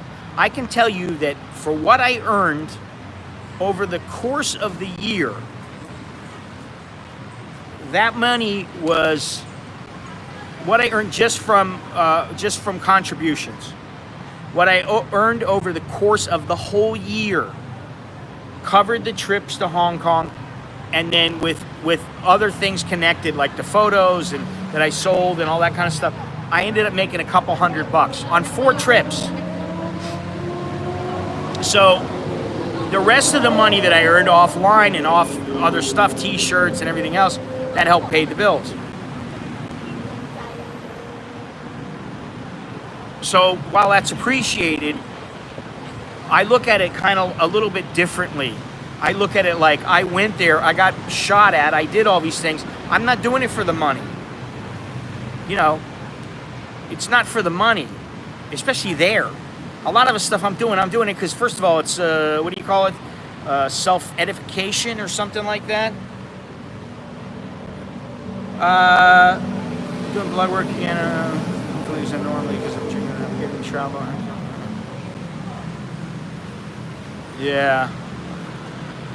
Continue Manscapes depends. They provide the needed supports to keep they wicker away the poo. What more cold could you want? I can tell you, beyond Trinity, I've had 2 sales through Manscaped. They're not going to send me another package.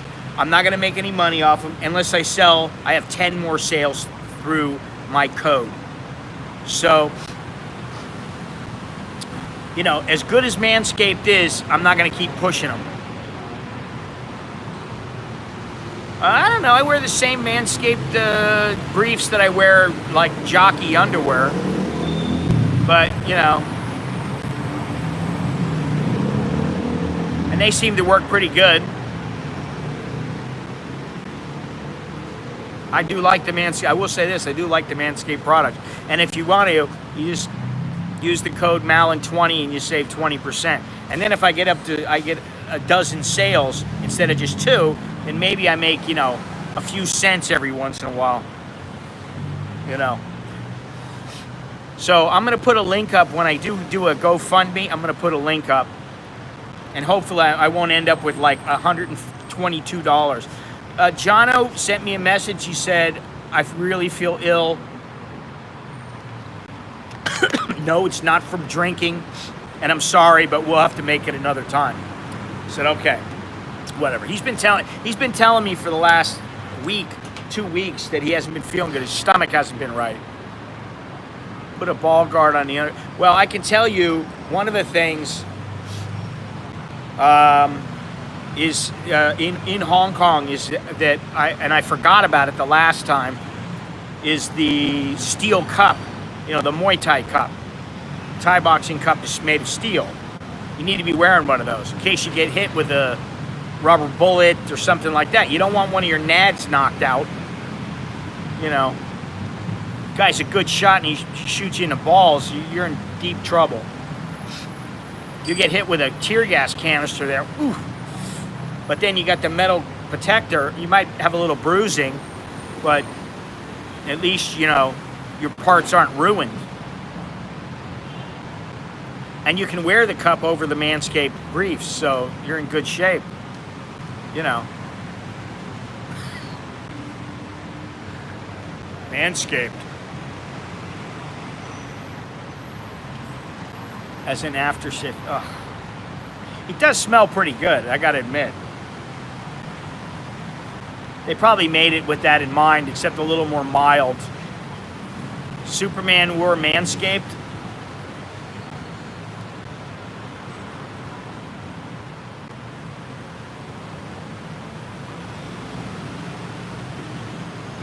I don't know. I use the mower for my hair. In fact, I'm due for another shave.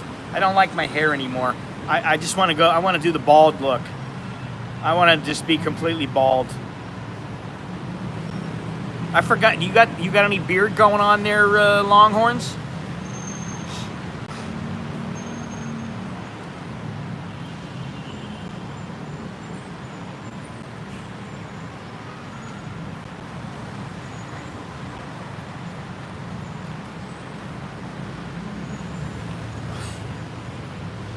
Maybe if they live in the outback, I don't know. But for me, you know, listen, if I went 2 days without a shower, no big deal. The third day, you know, you start feeling a little bit rank, a little stanky. 4 days, I haven't done that since I've been in the hospital, 4 or 5 days, when I was in a coma.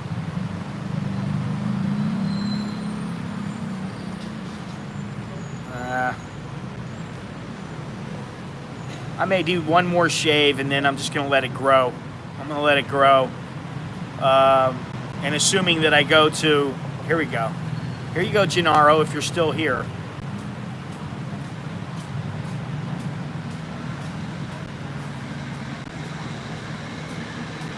That was Gennaro. I changed the camera angle for Gennaro. Gennaro, if you're still listening, that was your friend Smile. Of course she smiled. What do you think, man? Listen, not everybody hates me. I mean, you know. And if they do, that's their problem.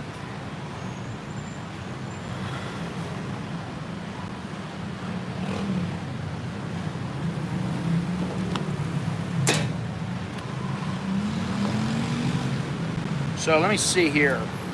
30.1456. I'd like to see what it is by the end of the day. What is that? Oh God.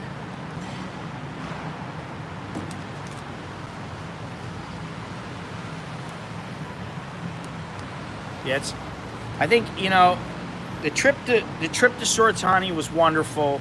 Everything's good. I'm dying to, you know, like, see what I can do with the drone footage, because the drone, it was really cool actually. When I got there, I was like pushing the button on a controller and the controller didn't work. I was like, why can I not turn the controller on? Well, it was because you have to put the battery in the drone. I forgot. So I had to charge all the batteries up because they were drained. Plug in and then the power was out when we got there. So I had to wait for it to all come on. I plugged in about 15 different batteries and, you know, the phone and this and that. I had to plug in all this stuff.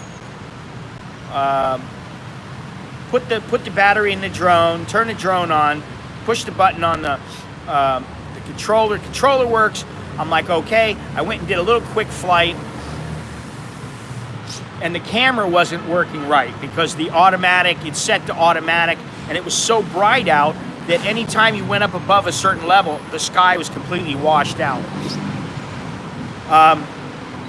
So I had to mess with that, and then you know, I came back and started flying it with Alex. He and I were flying it, and then we got a bunch of other, you know, got Nicholas and got their friend First to come in and start flying it, and then before you know it, you know, I got a bunch of footage. So, yeah, you know, that's the thing. I've been meaning to get some goggles and some glasses,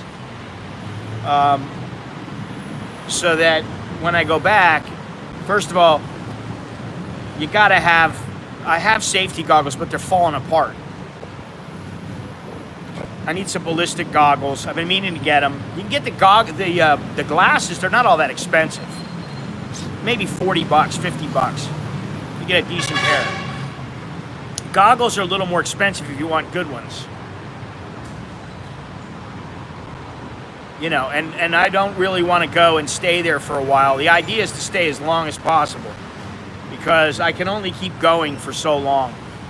You know, I'm a little rejuvenated now that I'm back in Thailand. I've come here. I've seen what's going on there. I've taken a break. I've completely ignored it while I was in Soratani. And yeah, and so I got to make sure I got some of the right stuff. I had already packed up my bag. I was like, all right, as soon as I can go, I'm going. But I got to raise some money. Got to get some money up. It's you know, it's a loser. I'm not a major network. You know, what am I going to call the AIB network? American in Bangkok network? He'll be all right. He's got a case of the runs. You know, he's got an upset stomach. He said something he ate. Just hadn't been feeling that good, you know, so maybe he got a bug, which is what I kind of thought at first, but who knows? But I'm sure he'll be all right. I'll keep an eye on him. Don't worry. We talk pretty much every other day. I'm sure he'll be okay.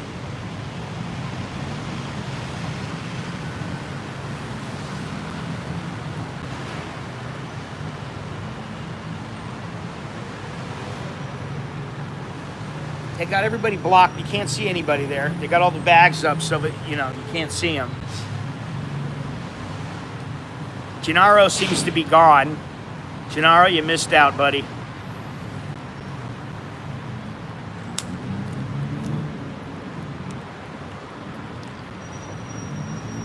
Polished the whole ball of water off.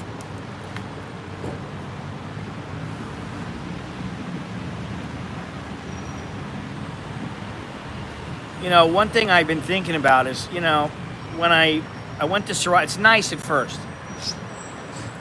It's very nice. And again, visiting is different than living there. But if I was to live there, I think what would really get me is having people from the village come over all the time. I don't want people coming over. I want my privacy. I want my peace and quiet. You know, if I want to go back in my office and tap away in the computer, I want to do it. If I want to lay down and take a nap, I don't want people banging and screaming and yelling, kids running around. I don't want any of that anymore. Call me the grumpy old man of Thailand. But I like my peace and quiet and my privacy. And in a village, I've forgotten about that. In a village, quite often you have none. Too much going on. People yelling and screaming across the street. Somebody's playing music loud. Somebody drives up in their truck and they got the music blaring. You know, I mean, it's crazy. Now, if you have a huge piece of land, who knows? No, because I don't, you know, that's ridiculous, you know, really. I'm not doing that. I don't care what they say.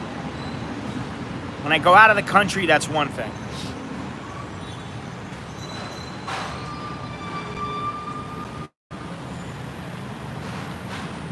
Yeah, well, I mean, I don't feel recharged 100%.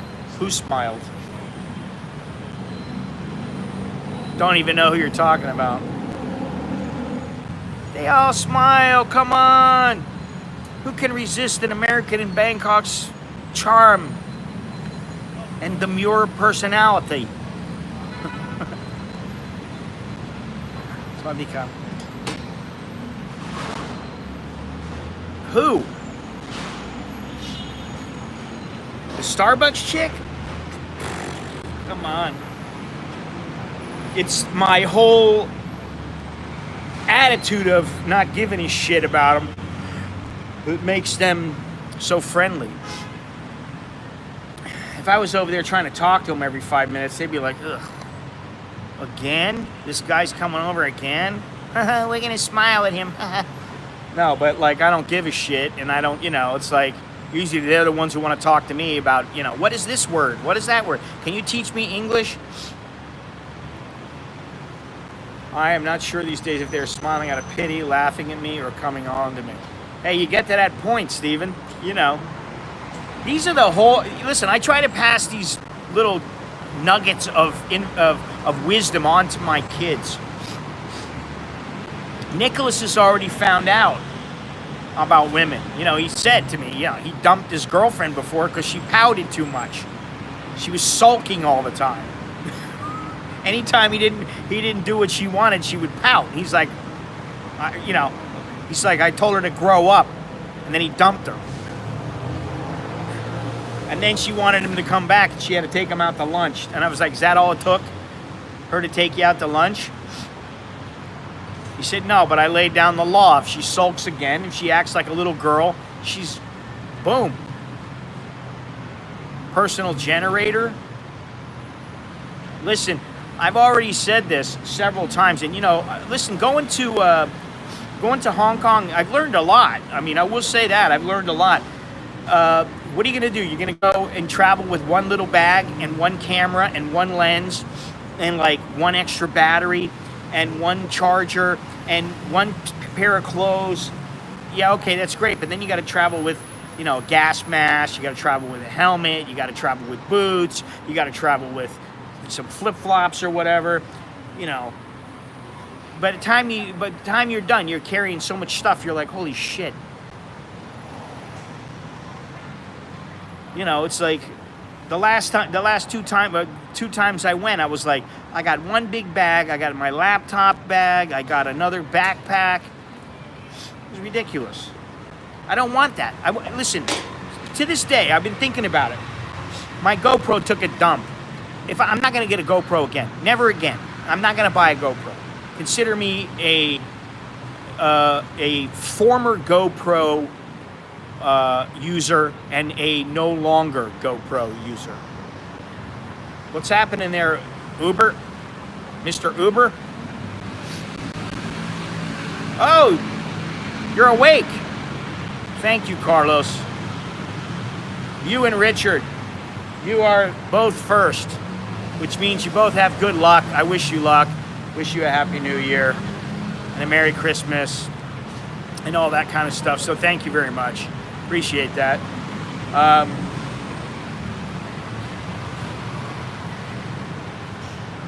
Where are we at? Oh, I figured it out. I thought to myself, all I need is a laptop. It can be a small laptop, like an Asus, an Acer. I don't give a shit. Something that I can carry out onto the field. I can be sitting there and I'm tear gassed, and then the tear gas clears. I walk a block down the street. I connect to the internet. Boom. Do maybe a quick little edit on my photos, or don't edit them at all. Boom. Upload them. They're within minutes. They're ready for sale. Within a minute, 2 minutes, they're ready for sale. That's one thing. The small, that one camera, preferably one DSLR, one Ricoh GR, which is a tiny camera, so that when you're walking around, if you're not prepared, you don't want to carry the gas mask, you just carry the little doodad. You know, sometimes it makes you feel really happy, and you think that you're gaining brain cells. Hey man, you don't have to tell me. I've been in there with morphine and fentanyl.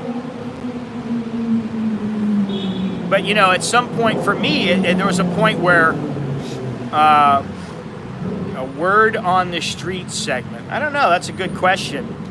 Where, here in Thailand or in Hong Kong? I'm working on something for Hong Kong, but I've got about 3 or 4 more people that I need to get emails back from. Yeah, but where? In Thailand? And then I got to think of the questions. No. Sorry, I've never smelled anything that was worse than the tear gas. If you're in the middle of the tear gas, it's horrible. Farts, you know, they make you want to throw up for a second. All right, Carlos, you have a good one, man. Take care of yourself. I hope you feel better. Seriously. And by the way, we had some chicken rub last night. Chicken rub, little small potatoes, the little purple kind of potatoes. And then what else did we have with it? Oh, rice pilaf. Hey, finally got to that rice pilaf. Cooked that up for the kids last night. They loved it. Oh yeah, your generous contributions make this channel and my work possible. Check out a link to find out how you can help. Yeah, well, no way I don't have to say it. It just comes up, it just pops up. What was I gonna say? As we get ready to close this stream out.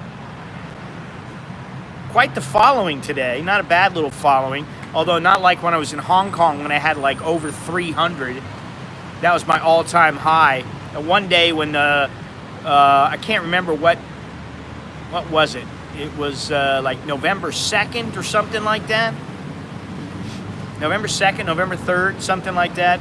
And the cops were going crazy and they were shooting off tear gas all the time, and lots of people in the street. They were all over the place. There's bricks. Everything was going on. Oh, smile, smile. But yeah, she did. But I mean, you know, come on. She's seen me multiple times. I've talked to her a few times. You know, she's tried to, you know, would you teach me English? And I'm like, honey, you don't want me teaching you English. I'll teach you all the bad words. I can't even say the words that I would teach some people. Hey, you. I'm not going to say it. I'm going to refrain.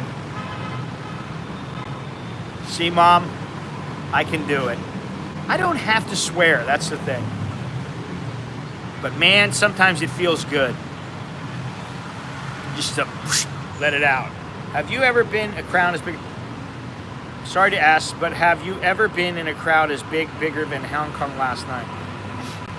Well, I think it was the night before last, Carl, the first. That was supposedly 1 million people. There was another one, there was 2 million. I was in one that was 800,000. I don't think I've ever been I don't think I've ever been in a crowd larger than that. No. I'd still like to go to Chile and all these other. I'd love to do it, you know. But I need to keep. I had a little momentum going, and hopefully it's still kind of riding right now. I'm going through it, and I want to go back. No, it's not Alex's. It's Nicholas's. Alex doesn't have a girlfriend. He doesn't want one. He's like, music is my lady. He's just working out, playing music, going to school. He's like, I got no time for them. It's just so funny because for him, he has no time because he wants to lay on the sofa and sleep. He's more into hanging out with his pals, you know. It's like, yeah, man, we're going to go and check this band out, and we're going to do this, and we're going to do that. But, you know, who knows? He could have chicks all around him, and he's just not telling me. That's how Nicholas is. I got to pry it out of him. Thank you there. Hey, you, Stephen Monash. Yeah, he's mimicking you, Soy Dog Cowboy. The only thing is he doesn't eat ice cream. He's not on a seafood diet. Every morning he has oatmeal. Oh, yeah. No, at the Olympics, no. At the Olympics, I was in the bird's nest, and there was something like over 100,000 people in there. And that was a lot. And, you know, maybe at some point, maybe there's 125,000 people around. Oh, GoPro is shitty. I'm sorry. GoPro, not good. I have nothing good to say about GoPro. First of all, you can't zoom. All right, I can do without that, I guess. You know, I'll zoom with my feet. But they should have came up with a zoom feature. You can't zoom. I don't know if the new ones can. You can zoom on an iPhone. The audio tends to be shit. And then, if you have a problem with it, and the battery life is not great, although it is better. It was better on the 5 than it was on my 3. So maybe it's great now. I don't know. I just don't like it anymore. And I don't like it. It's not streamlined. You know, everything, it's like, you want to buy this, it's $40. You want to buy that, it's $30. You want to buy this little piece, it's $20. So I got a bunch of GoPro shit sitting in my office, and I'm like, I want to sell it. Oh, guess what? You're going to sell it. You're going to get like $5 from it. What's the point of doing that? So I'd rather go with something like a Sony, what is it, the RX3 or whatever the hell it is. Something. Or I'd rather just get a video camera. That's all I need. A little video camera, the little RX, what is it called? The Ricoh GR3. The camera I got now is fine. I don't need anything else. Maybe a lens, different lens. You know, a nice long lens or long zoom for the Fuji. I do away with all the other stuff. A little small computer that's fairly powerful, or just even a what do you call it? A tablet. A couple pairs of Manscaped. A couple pairs of maybe a pair of shorts and a pair of long pants. You know, like that have pockets in them so I can put all my stuff. I got a little Indiana Jones hat. I'm all right with that. Thank you, Mr. Monash. Long time no see, man. You know, my boots that I have, they still work. I like them. You know, they're gonna fall apart at some point, but you know, they're hanging in there. I need the goggles. What else? You know, really, that, I mean, you know, I can do without everything else. I'm not like, you know, I could stay in a, I could stay in one of those little, what do you call them? The little prison cells. Like I've been staying at in Hong Kong. I could stay in one of those for a couple of months and I'd be all right. That wouldn't bother me. Espresso. I had one this morning from here because I thought, you know, Jono will be coming. I need to be amped up. Usually if I get an espresso, I get it across the street or I make it at home. I haven't been making it at home because my stomach's been not so good. I'm not even drinking tea because I don't want to, I don't know. I don't want to push the stomach too much. You know? So anyway, you know, I talked to Alex yesterday, and he helped me with the little video I put up yesterday, and it's in the Patreon and on the website.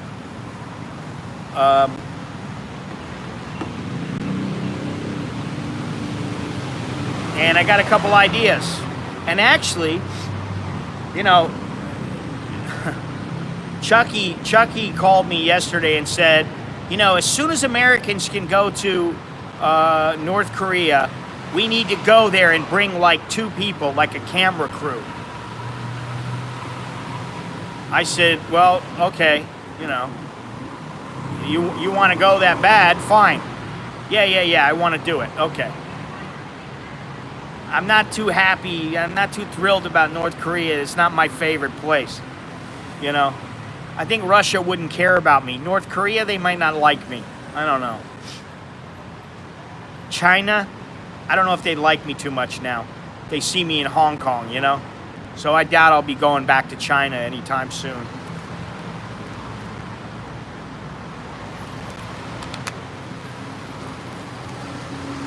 Myanmar?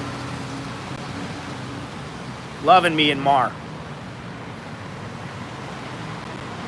So many places to go, so many things to show people, and not enough time and money to do it all. Story of my life. Now, we'll give you a view from everybody here. I don't know who's in there. I don't know who's working, who you can see, who you can't see. Gennaro missed out, man. I could have told him. She's smiling at you, Gennaro. She said she misses you.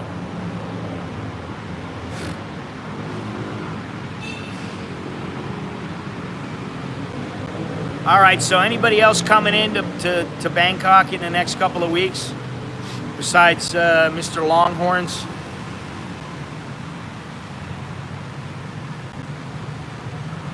Carl, I know you're not coming back for a little while. You'll be happy to know I may be back in Hong Kong in a couple of weeks, but if anything, you can get your share of China/Hong Kong with the Chinese New Year on a live stream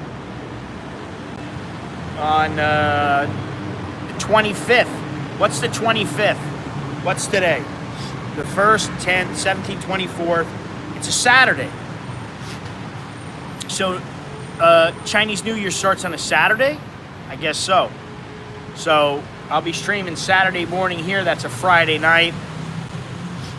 So grab your favorite girl, cancel your plans, do whatever you got to do. And on the Friday night of the 24th in the U.S., the 25th, the morning of the 25th here in Bangkok, let's take a look at Chinatown during New Year's, since I haven't done that in quite some time. Should be interesting. It's always festive. You'll be at the Commons on the 25th. All right, well, I'll meet you there. What is this? GoPro is dropping the ball on the customer service. I fly into Bangkok January 28th. Well, who are you, M. Mill? Introduce yourself. Tell us your story.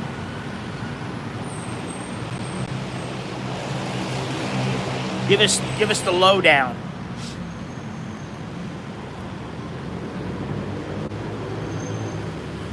Not sure where we can have a little meetup. I know there's some people already in town. Could probably count Jono in. I don't know though. I thought he was going. Wasn't he leaving? Or did he already go and come back? He already went and came back, but I don't think he's going again. Yeah. Yes, I think that's it. I think that's it. I can't really remember, but I think he's the baker. Yeah. I was trying to remember about that. Another bald guy with hair like me. All this old Caucasians with white.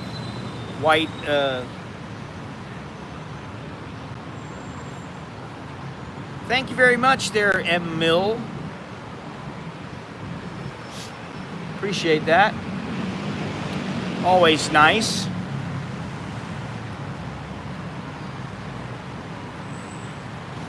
Has anybody noticed the extra poundage that Thai women have been adding in the last few years? I think with the not to slam on them, not to slam them.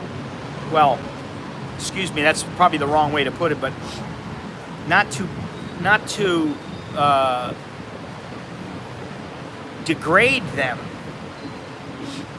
But has anybody noticed the widening of the hips and the overall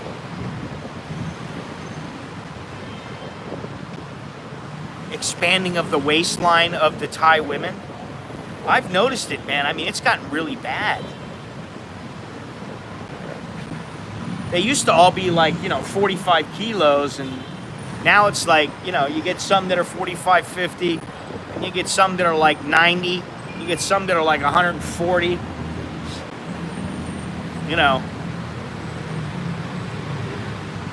Well, I think it comes from, their society is changing. Their culture is changing.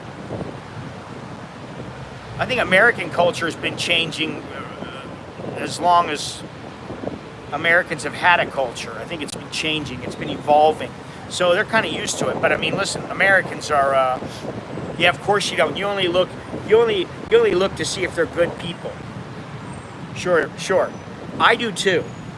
But I mean, listen. My wife is constantly, I've got to lose weight. I got to eat healthy. Firefighter in Northern California. I'll be solo training for 2 months. If you have any meetups while I'm there, I'll go. Okay. Well, we'll let you know. Well, I'll put it out there. Actually, that's one of the things, and that's one thing that I'm going to include in the, if I do put the GoFundMe up, or I do start putting the word out, not just to YouTubers, but, online and to people I know about trying to raise money to go to Hong Kong and to continue doing what I'm doing there, and not only there, but other places. I definitely need to go and do, I need some EMT training. Even if it's one of those, I think it's like 30 hours or something like that. Just some basic first aid. But I really want, they have a tactical program here that it's a 3-day program. It's intensive. It's something like, not 3 days, like, is it a week? Maybe it's a week. It's like a week. It's like a 40-hour thing. It's tactical response, medical tactical response. I forget what it's called. there's one or two places that I was considering, and you know, all this shit costs money. That's a problem.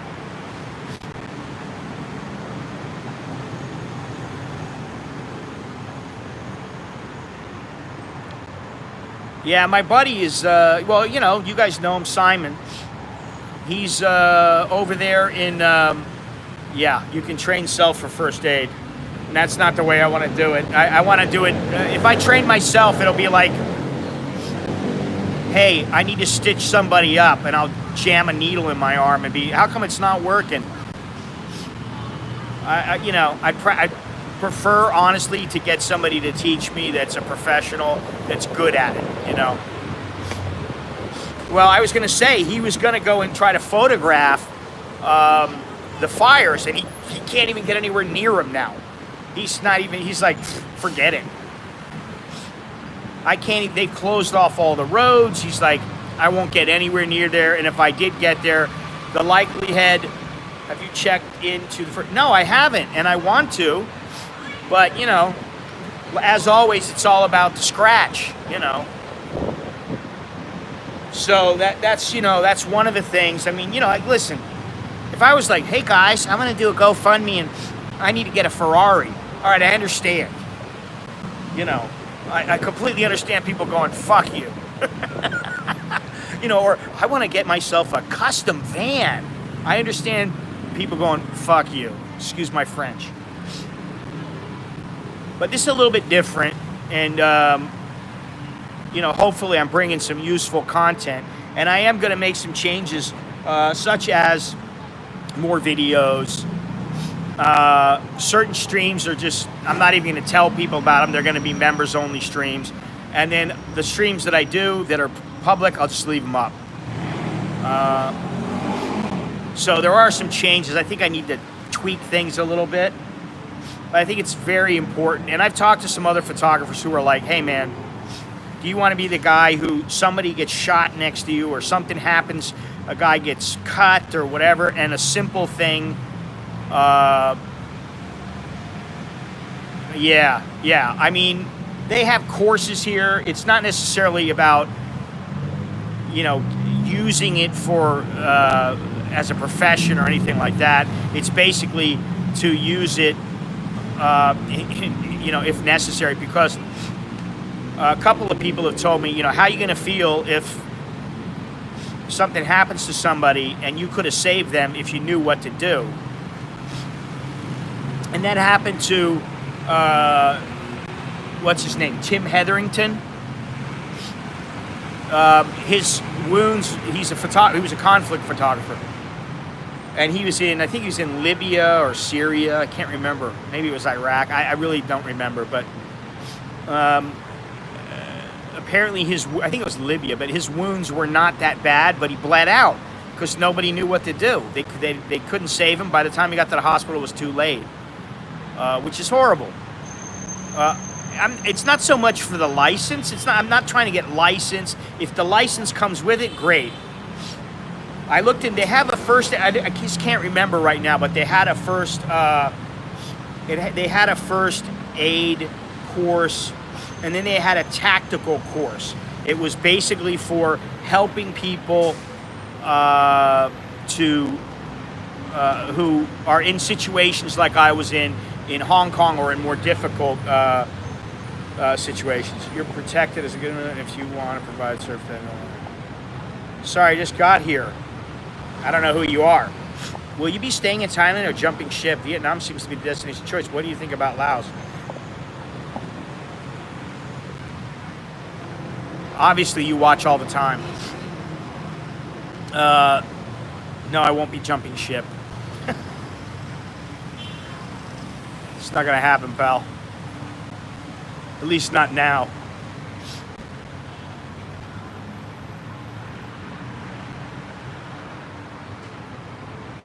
And I think if you have to ask, then you have no business even considering any of those places. If you have to ask, what do you think about Laos? Go to Laos, find out for yourself. Because if you don't go by yourself and you're relying on somebody like me or somebody else on the internet, then, you know, forget about it, man. You're already starting behind the 8 ball. Go live in North Korea. See how that works out.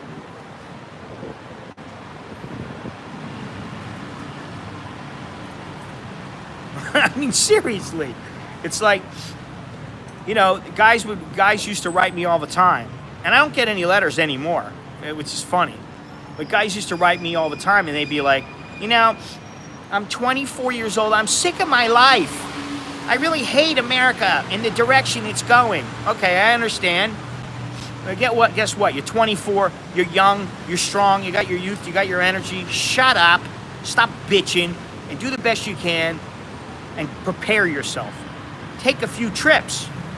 Come to Thailand. Come to some other place. I've never been to Thailand, but I want to live there. How do you know? Seriously. If I didn't live in Thailand now, let's say I was a single guy. It was exactly when I came over here. I'm exactly the same as when I came over here, except I know now what I did not know then. I wouldn't come here. I'd be like, fuck that. I'd go find somewhere. I'd go live in Mexico. You know, go live in some nice little place in Portugal. I mean, you know, there's a million places to live. What does it have to be Thailand for? So I kind of think it's the Thai snapper. Guys get enamored with what they see, you know, on the internet and on in movies and stuff, and they think that the Thai woman is going to be the end all to all, you know, to everything.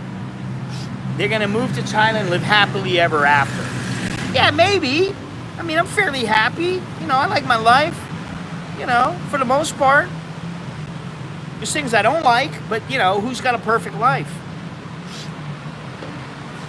I also think, you know, like when I was younger, I think to myself, hey, if I was younger and I moved to Japan, would I have made it? Probably not.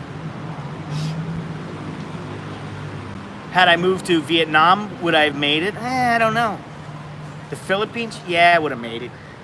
Because they speak English. Would I want to? No. You know, you can go anywhere. Go live in Ecuador. Go live in Brazil. Go live in Argentina. I mean, there's so many places to, you know. I mean, yeah, why do you want to live in Laos for? Come on.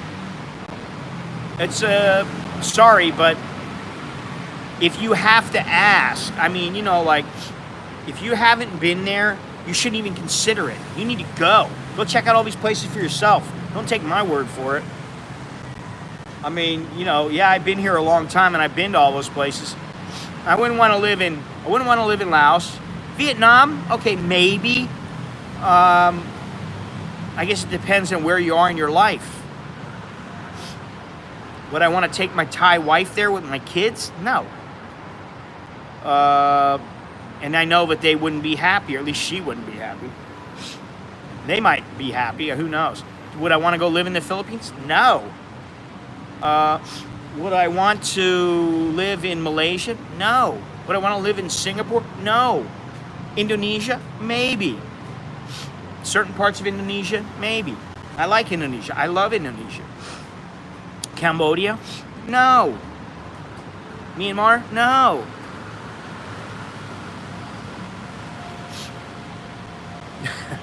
Yeah, I don't think that'll fly very well with the Thais. Although maybe I could do some kind of volunteer work if I really wanted to, but I don't want to. Yeah, well, that's the rule here. Get the cash first. Money talks and bullshit walks. I hate to be that way, guys. Sorry. You want me to work on you? Stitch you up? Sorry, you better have a couple hundred in your pocket. If you don't, you're gonna lay there and die.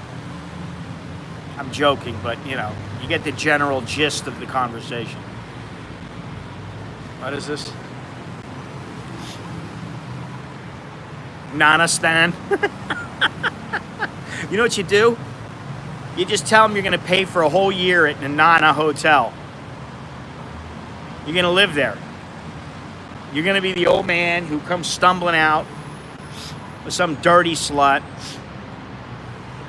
every day, and they're gonna say, "Hello there, Mr. Longhorns.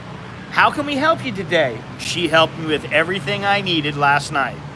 Goodbye, sweetheart. Bye-bye. Don't call me. I'll call you. Now to go have my kaijio for breakfast, or my joke, or whatever. Ferrari will get me. Yeah, you know, I'm going to be like one of those TV evangelists. I need a... Man, it's past 11.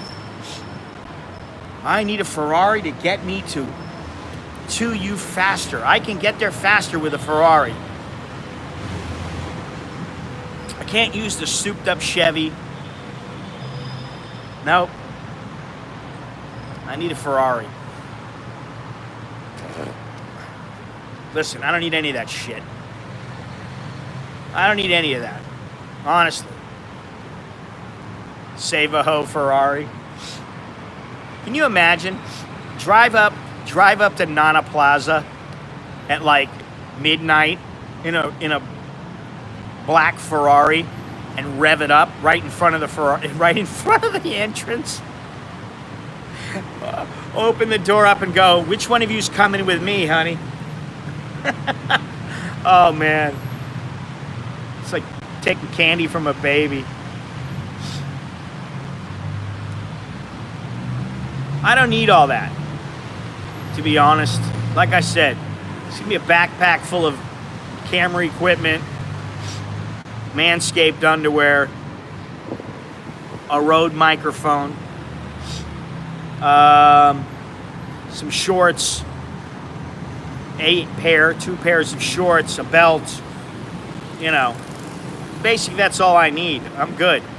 As long as I got some cash, I got a place to stay, a little food in the belly, got the backpack full of gear, everything's fantastic. Why don't you, determine that you are no longer insurable, thus no more what, visa? I don't understand what you're saying, but no more LT visa? Dude, I don't know what you're saying. Who's not insurable? I'm insured right now. I don't know what you're talking about, buddy.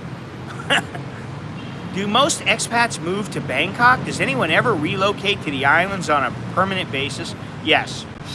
People do move to the islands. People live all over the place. The only thing about the islands is, you know, you got to be a little more careful. Things can get a little dangerous. Things can be a little bit more expensive. You know, you just got to be careful, just like anywhere else.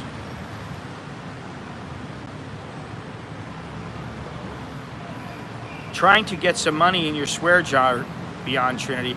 Oh, Facebook.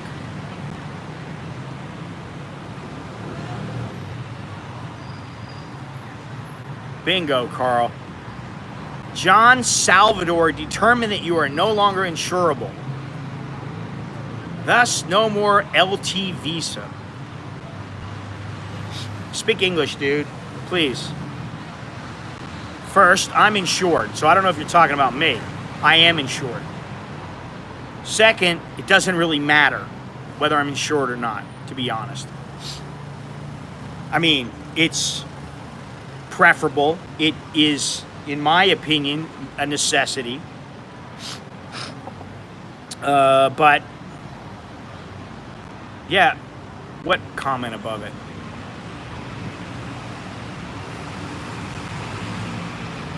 Bingo, Carl.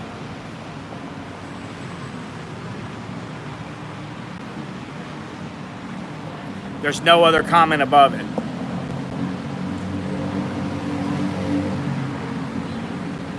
Sorry, John. When are you thinking about returning to Hong Kong? I was late showing up. As soon as I have the money, and also either at the end of, probably at the end of Chinese New Year, But, you know, it really depends. It depends on what's going on then. It's not dying down. I don't care what anybody says or thinks. It's definitely not dying down there. Yes, please do, because I didn't see anything else.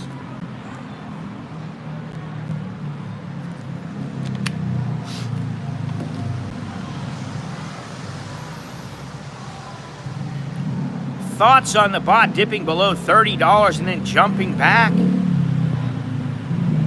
I've already talked about this quite a bit today.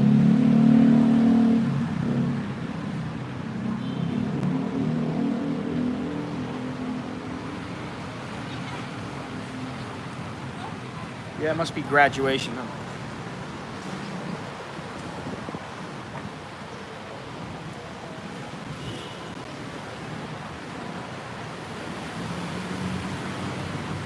$30.15, yeah. If we can get it up to 31, then we can get it up to 32 or 33. I'm greedy like that. So, John, I don't see your other message. Please repeat it. Maybe it's not showing up for some reason. Maybe you need to write it a different way. I don't know. I think everybody should have insurance.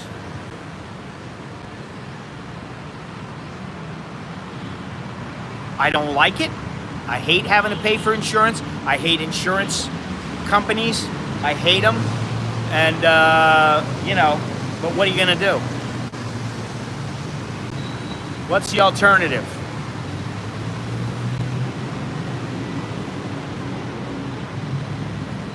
Go without.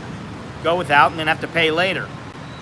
You know, if you got the money, that's one thing. If you don't, then guess what? It would benefit you to have insurance.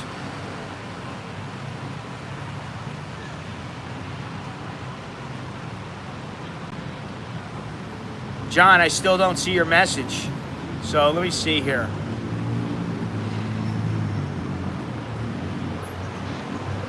They cannot get long-term visa. Who? Who cannot get long-term visa? I don't understand. I think determine that you are, I don't know about why you're saying me. If you're not insurable, is that what you're trying to say? If you're not insurable, then you can't get a long-term visa. Correct. I don't know. I don't even remember now. They've gone back and forth. But I don't know what the deal is with the marriage visa. And I know that you can get a marriage visa in the U.S. and you don't have to show insurance. But that may change. I don't know.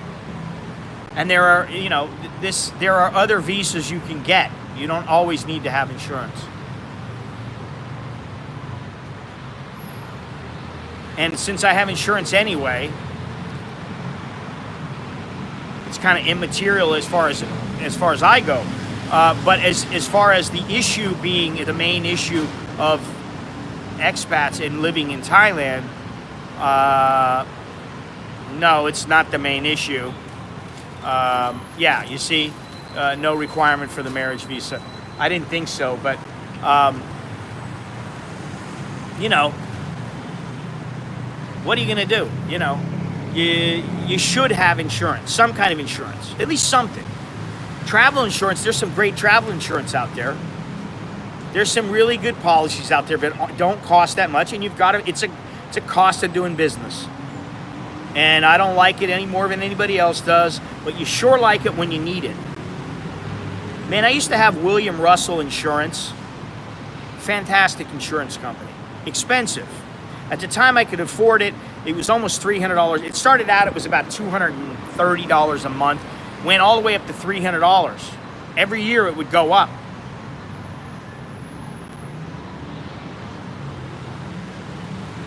Yeah.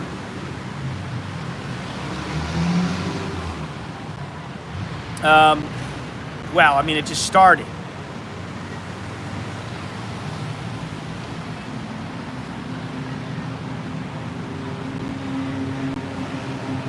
Man, look at that nice blue sky.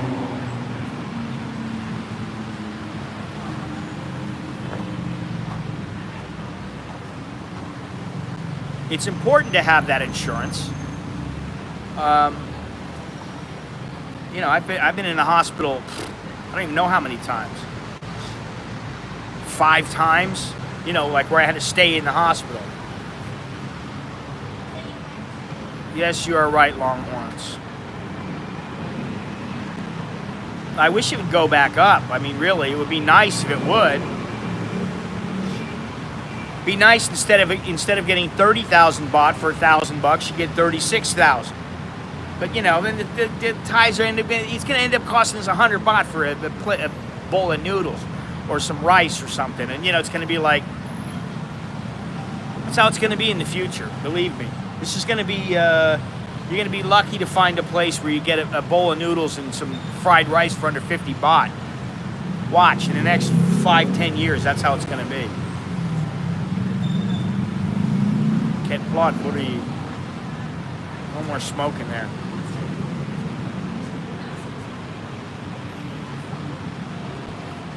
Big change is coming. Big change is coming to Asia.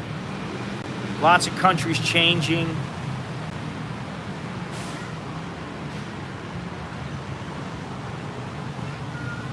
You know, I'd like to be in Indonesia. I'd like to stay in Indonesia for a couple of months. I like Indonesia. People are cool. Never had any problems there. What swear jar? I don't swear. I don't use foul language. At least I try not to.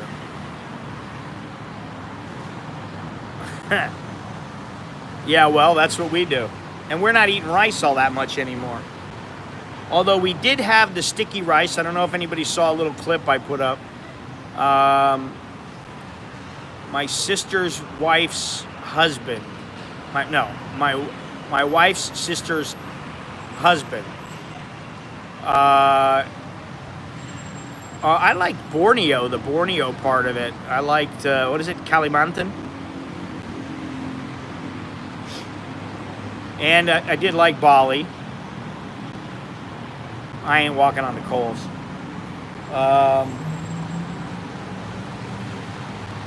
What was I saying?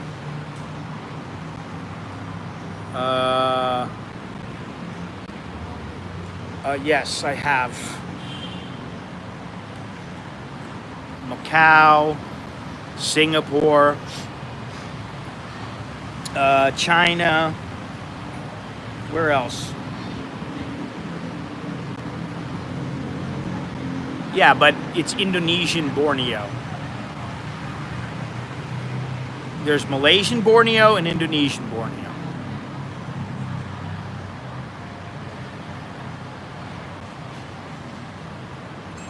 East Kalimantan. What was the other place? That was a cool place.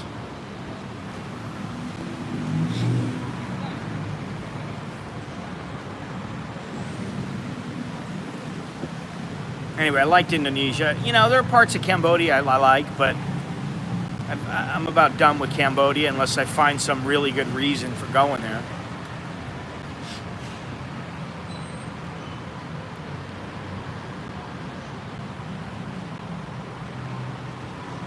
For now, you know, it's Hong Kong, Thailand, maybe the US this year. Maybe Myanmar, maybe India. I don't know. I'm not sure. It depends on what's going on at the time. You know, what can I shoot? What can I photograph? What can I cover? Situations are always fluid. And that's part of the thing that's difficult. That's why it's difficult to gauge where to be. Heard we killed an Iranian gentleman. Is that true? I don't know. I'll tell you what, there's also an article in that description, today's description, there's an article about Thailand being the land of 1,000 generals, and about how, although the title of general is given out too many, very few of them actually do anything. And I actually know 2 generals. I've lost, well, I know where one of them is. The other one I've lost touch with. He was always very cool to me, but I always got the feeling that if he wanted to be a prick, it would be very easy for him, and he could make your life miserable. The same with the other guy, who was very quiet. Very, very quiet, and he did have power. And when he spoke, you know, there was a reason why he was speaking. He didn't just, you know, blabber on.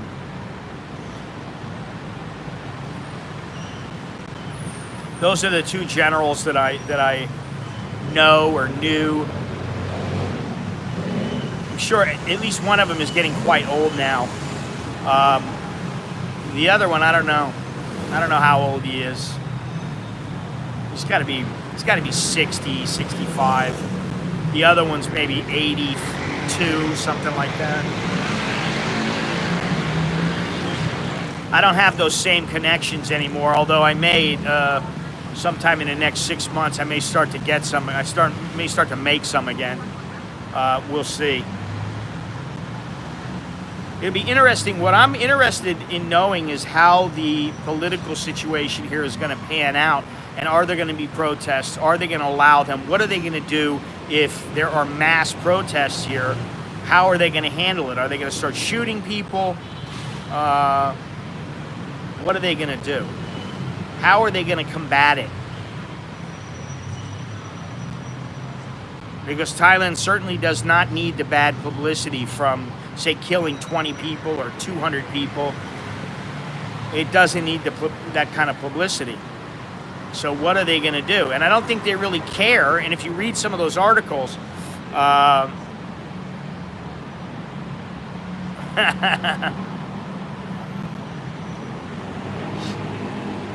I don't know. I mean, you know, yeah, you feel a little bit strange because, especially here, you're supposed to be, you're supposed to pay your respects. You're supposed to be very, very respectful. And I don't have a problem with that. But if I don't know them, then I guess you just what you're respecting is their rank. But I'm a civilian, you know. So to me, it's like you're Joe, and you're Henry. But then you've still got to go. Oh, he's General Joe. He's General Henry, or whatever.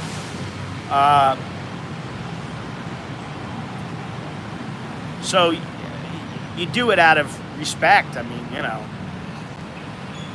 And also because if you don't do it, you might get a hard time. It's kind of like standing up for the national anthem here. I'm not Thai. I don't get treated like I'm a Thai. I am constantly called a Farang or a foreigner or whatever else they want to use. And yet, when I'm in a movie, I need to stand up for their national anthem. It's a respect thing. I don't have a problem doing it because, you know, if you make a big deal about it, it's like, what are you making a big deal about it for? You could make a big deal about it, but you're going to have a lot more problems than it's worth. So sometimes discretion is the better part. Is that how you say it? Discretion is the better part of valor.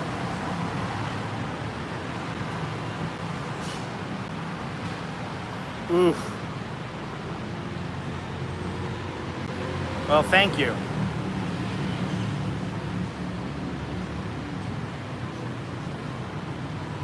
It's an old book now. One of these days I'll get another one done. Just I don't know which one. That's the problem. I write a paragraph every once in a while and I'm like, which book should this go to? Oh yeah, there's a lot of tension right now. For sure.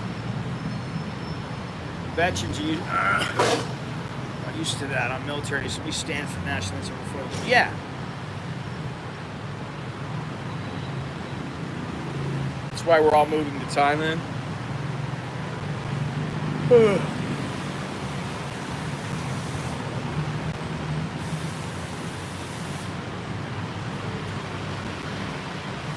It's not a matter of just writing, it's a matter of finding time clearing my mind.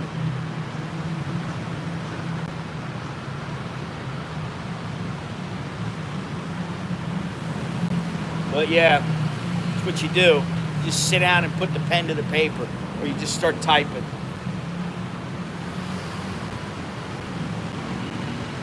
I'm getting rid of some of my books. I've got to clear my bookshelf. I got to get rid of some of my junk. Not only will the money help, like it always does, but I need more space, man. I'm feeling too claustrophobic. I got too much shit, you know? Favorite author, Hemingway, Bukowski. What's the one guy's name? He wrote The Drift, Mishner. I like Mishner.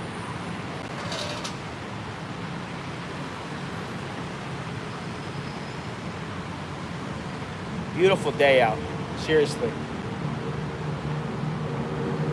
Absolutely beautiful.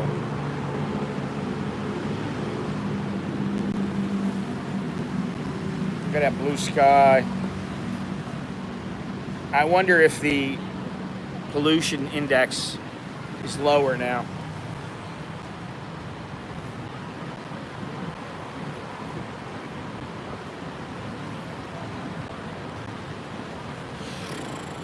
Well, it's been a wonderful day, wonderful stream.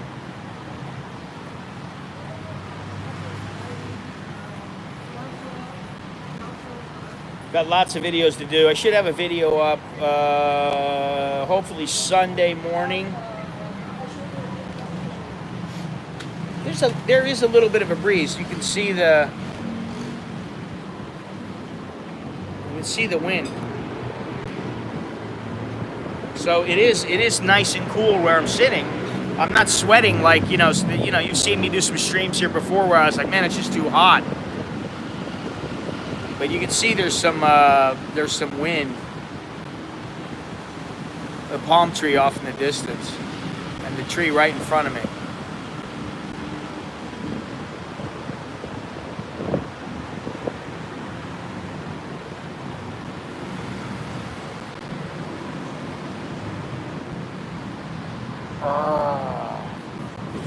So I need to get some milk, and so I'm going to get across the street. I need to go to the bank. I need to go where else? I need to get some meat from the grocery. And what else? Go back home, work on the videos, get a video up on Sunday, and try to put together the GoFundMe, work on my website, American in Bangkok. I gotta upload a lot of new photos to my photo site. I'm gonna be selling 6x9 prints because I can't sell anything larger than that because of the gallery in the U.S. We're supposed to have that done this month or next month. It's supposed to be a done deal, finally. But what else? I got that. I got postcards. I got T-shirts.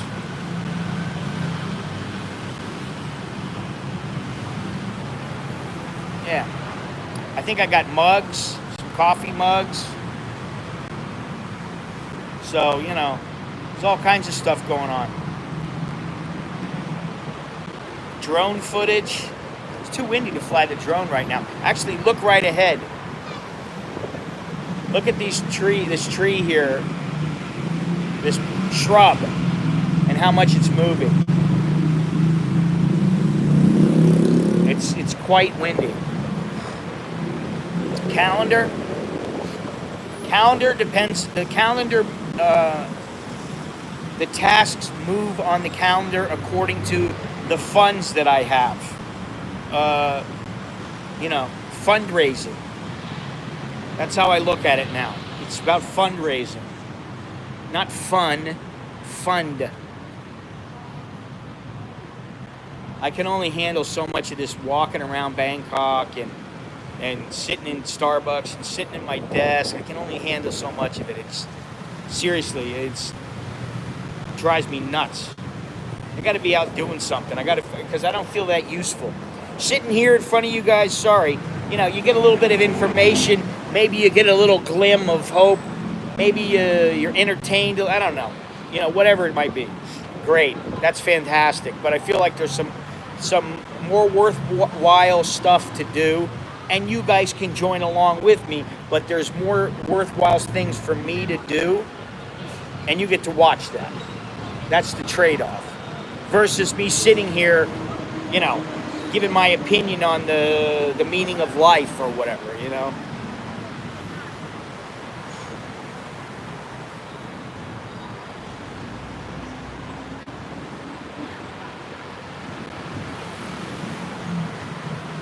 So anyway, I guess that's all I got. Should call it a day. Call it a stream. If Beyond Trinity has his way, it'll be a Hello Kitty thong calendar. Yeah, that's what I should do. I should take some portraits of myself or have Alex shoot them. I'll be in my little Hello Kitty thong underwear. And then I'll sell a calendar. It'll be $39.95. That includes shipping. Actually, I am working on some postcards. I don't know, I think they're kind of cool, postcards. You send them out, whatever. You got some cool pictures. You send them out from certain places. I think they're kind of cool. But, are they worth it? I don't know. Like to some people, no. They don't ever... Yeah, Beyond Trinity wants me to wear a Hello Kitty thong and do a whole calendar. 2021.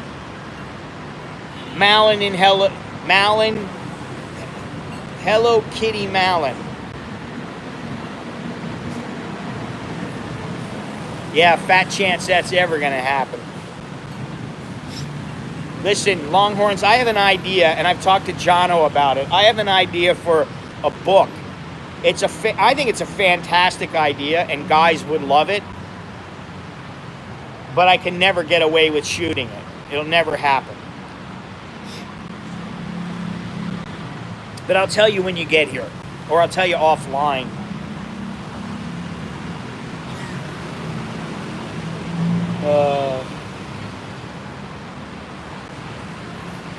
You could make a calendar out of that too. I can make a calendar.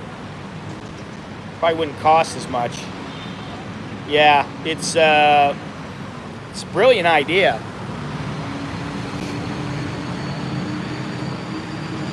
But all right, Uber, you take it easy. I gotta call you Uber. I don't know why. It just feels good. See you later, Uber. Happy New Year. And all that good stuff.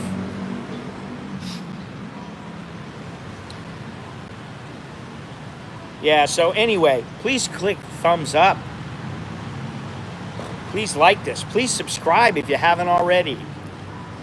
Hey guys, subscribe to my website now. You don't want to miss any of my streams or videos. Isn't that what some of these guys do? And check out the description. You got some good articles down below there. You got 3 articles. The one about the relationship between I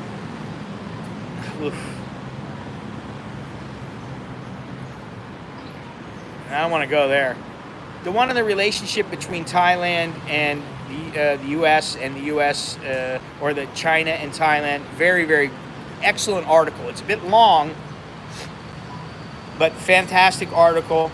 And there's 2 other articles. Those were pretty good too. And yeah, I mean, if you want some good reading material, that's some good stuff. It'll open your eyes up a little bit.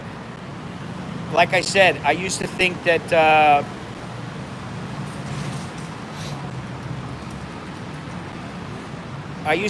Thailand was trying to pattern itself after Singapore. I no longer think that. I think they're trying to pattern themselves after China. It's like they're China's little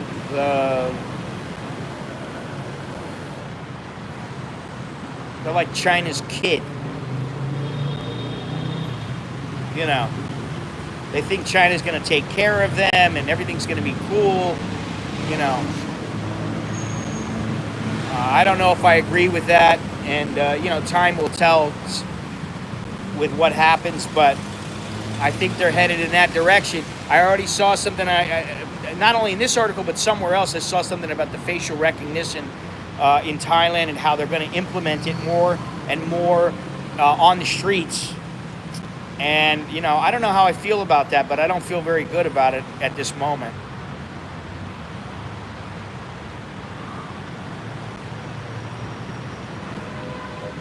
Protege?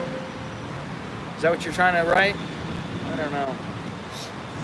Anyway, please click thumbs up, share the video if you can and will. It's appreciated. Go to my website through the links down below, and you know, keep watching.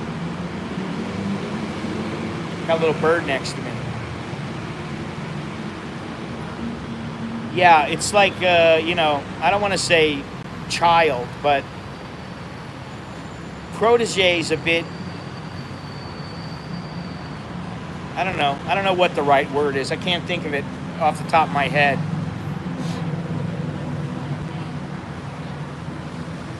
Yeah, I don't think I'd like to be an American in Iran right now, or Iraq. Whew. Hi, I'm Scott. I'm an American in an Iranian dungeon. No, thank you.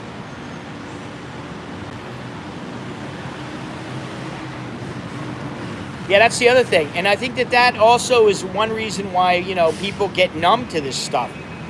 People are already numb to Africa and all the countries in Africa that have problems. They're numb. They're numb to the Middle East for the most part. And eventually they'll become numb to everywhere. They'll just be like, ah, there's more fighting there. Man, people are already like that. They have no time to consider this stuff, to think about it, to research it, to see who's right or wrong. They don't have time. You know, and the news, listen, the news comes out and they're like 48 people killed yesterday in today's riot, yesterday's riot.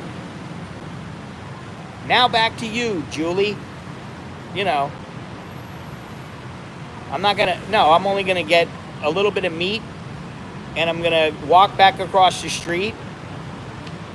I'll put that in this bag, I guess, which I don't really want to do. And then I'll get some milk and they'll put it in a bag in 7-Eleven. I don't want to buy another bag. I got enough bags. This is the thing. And this is why I don't like this shit. I don't need, I have a list. I don't have to buy anything if I don't want today. I really don't need to. Well, it's not even, most people don't even care about Cleveland having 13 shootings in 9 hours. People don't give a shit. I mean, face it, they don't care. Nobody cares, man. You only care if it affects you. And while some people do care, all right, you know, I know that's a stretch for me to say people don't care. People don't have the time to care long term. There are people in Hong Kong or that follow Hong Kong who have said to me, man, I'm tired. I'm tired of all this. You know, what am I going to do? There's nothing I can do. They want to give up. You know, yeah, this is the thing. When you stop caring, what's your burden? At this point, honestly, the only reason I care if I was to die is because of my family. Because I know it would hurt them. And, you know, they'll get over it. You know, but like I look at Alex, I look at Nicholas, I look at my wife, and, you know, we don't ever talk about it, you know, but I know it would hurt. I don't want him to go through that pain. That's the only reason. When it comes to me, of course I want to live, but if I die, I die. I've lived this long, you know. I look at it like I'm the kind of guy who I couldn't die if I wanted to. You know.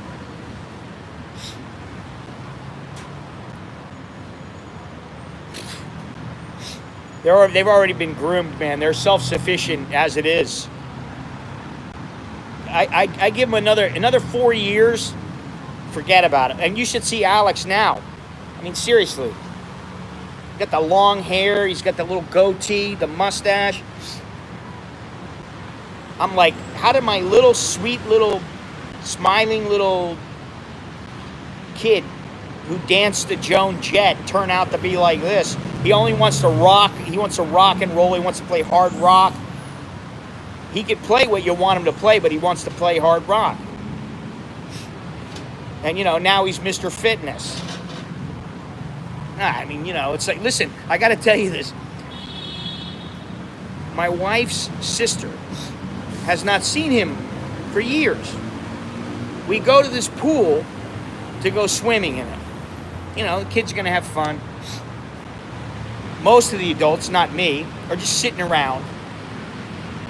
So Alex goes into the cabana and he changes his clothes. He comes out and her sister is standing there talking and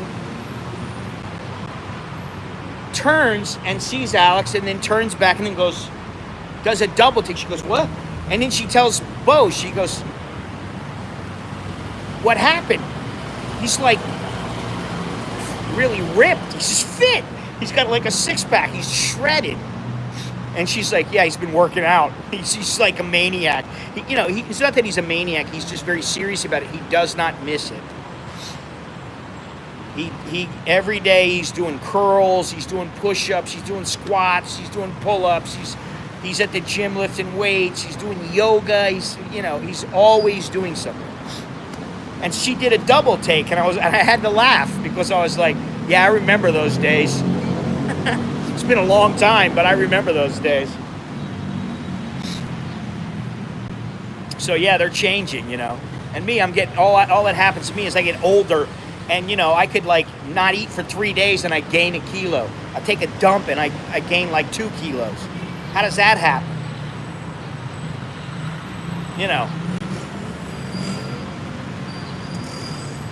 I get no respect, I tell you, no respect. My body doesn't respect me. Time doesn't respect me.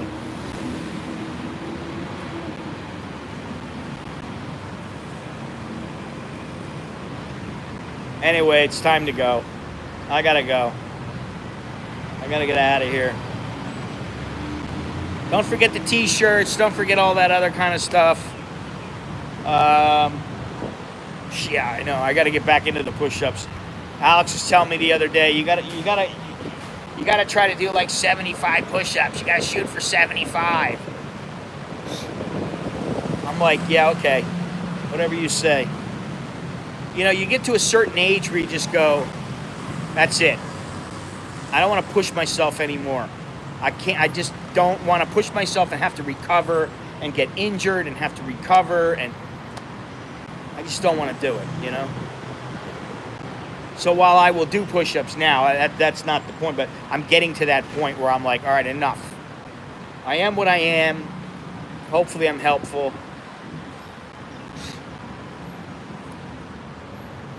You can do 60 push-ups on each arm. Okay.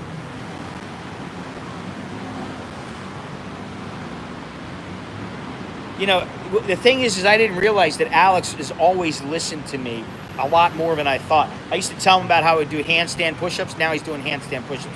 I used to tell him about doing one-arm push-ups. He's doing one-arm push-ups. Yeah, I used to be able to do the you push yourself up, you clap your front, you clap your back, you clap your front, and you go down. I used to be able to do those. That was,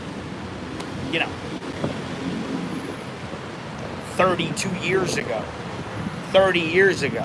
This is a long time ago. Listen, you get older, sorry. You might think you're going to keep going and stay as fit and, 4-man push-ups with his friends. What's a 4-man push-up? Where you got 4 people? Or they're sitting on your back.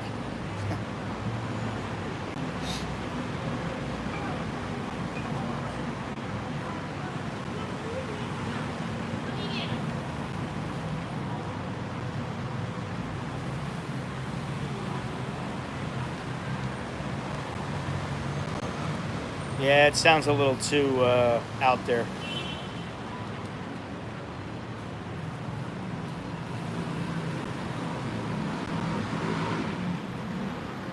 What age did I notice the difference?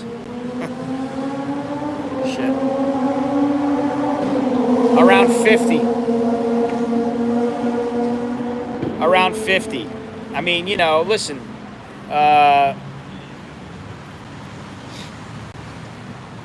Make a square in unison, legs on shoulder. Oh, yeah. Another thing is that, you know, MedTech, I don't know about you, but see, everybody is different in that they've had their own experiences. Their bodies have had their own experiences.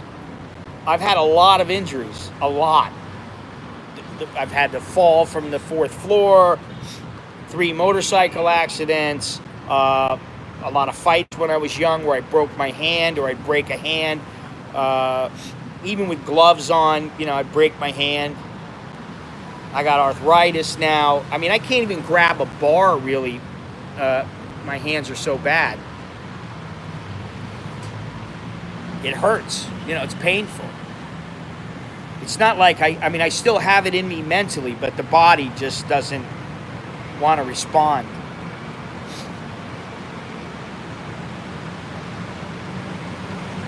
You know, I've had at least 2 concussions. Serious. I've had a fractured skull twice. I've had a hip replacement. I've had fractured ribs numerous times. I mean, you know, I got a lot of injuries. So I think I'm doing pretty good. For my age and how everything, you know, I feel like things are good.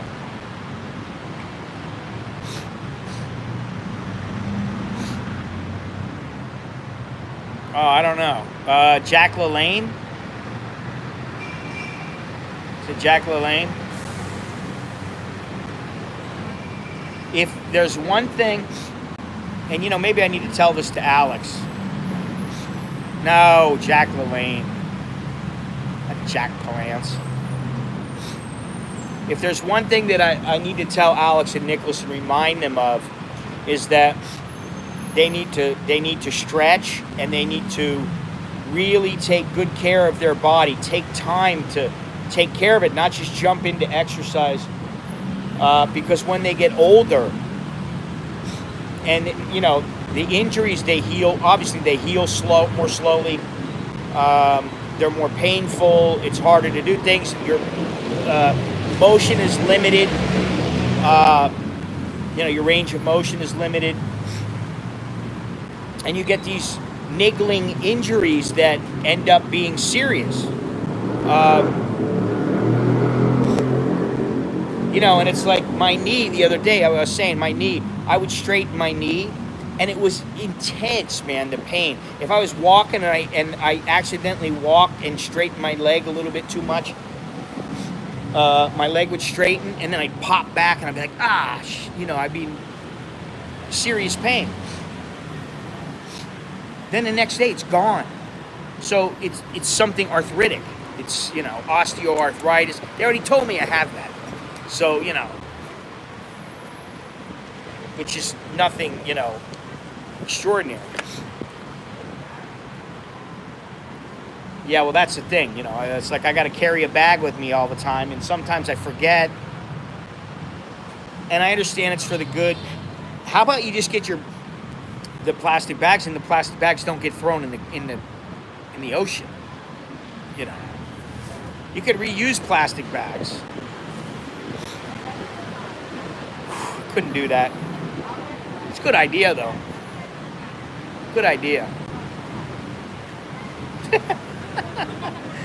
That's kind of cruel, though, you know. Not kind of cruel, it is cruel.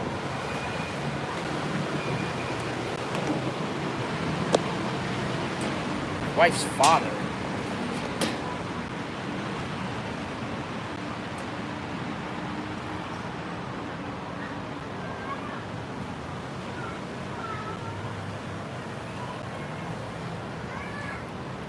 All right. It's been a wonderful time.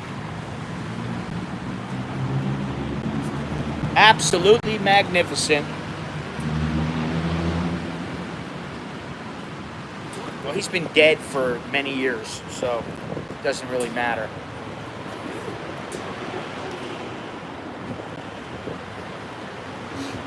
Listen, every day that I'm on this planet, I'm grateful for it.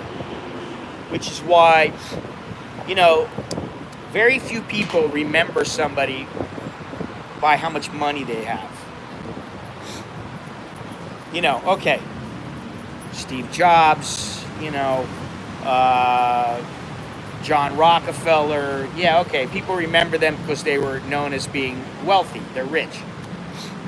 But most people, the average guy, you know, he's got a couple $1,000,000 in the bank. People don't remember him because he was rich. They remember him for being him, for what he's done, for how he is to people. So, you know, listen, I could win the lottery tomorrow and be a multimillionaire. Who knows? Or I couldn't. That's not what's important. All that doesn't matter. What's important is that I live the way I want to live. And that I'm physically capable of doing that. Hey, I will say, before I go, there's a channel out there that I watch once in a while. The guy's name is Thomas Heaton. Heaton, like heat, and then O-N. British guy. Seems like a nice chap. Photographer. Does a lot of landscape photography. And he went to Everest and this other path he took, but he was going to the base camp, and he was taking photos and everything seemed okay and all that, and he got to a point where he got elevation sickness and had to come back,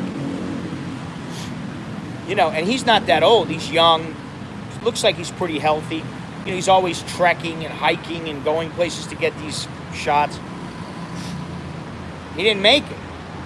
You know, he had to come back. He had to turn around and come back. You know, so like when I look at CASHAPP and I go, listen, mentally I might be strong and might go, yeah, I'm going to make it. CASHAPP in Myanmar. I might think, yeah, I'm going to make it. But physically, you know, listen, inside my mind, I'm like a little 16-year-old kid sometimes. But the fact of the matter is your body doesn't, the age doesn't match up usually, you know. So you got to be careful what you do. Beyond Trinity, you take it easy. All you other peoples out there, all you wonderful, wonderful people, thank you for joining. It's been a pleasant stream. And yeah, look for the videos coming up. Look at the t-shirts and the mugs, of course, and you know, whatever, yada yada yada. Same old, same old.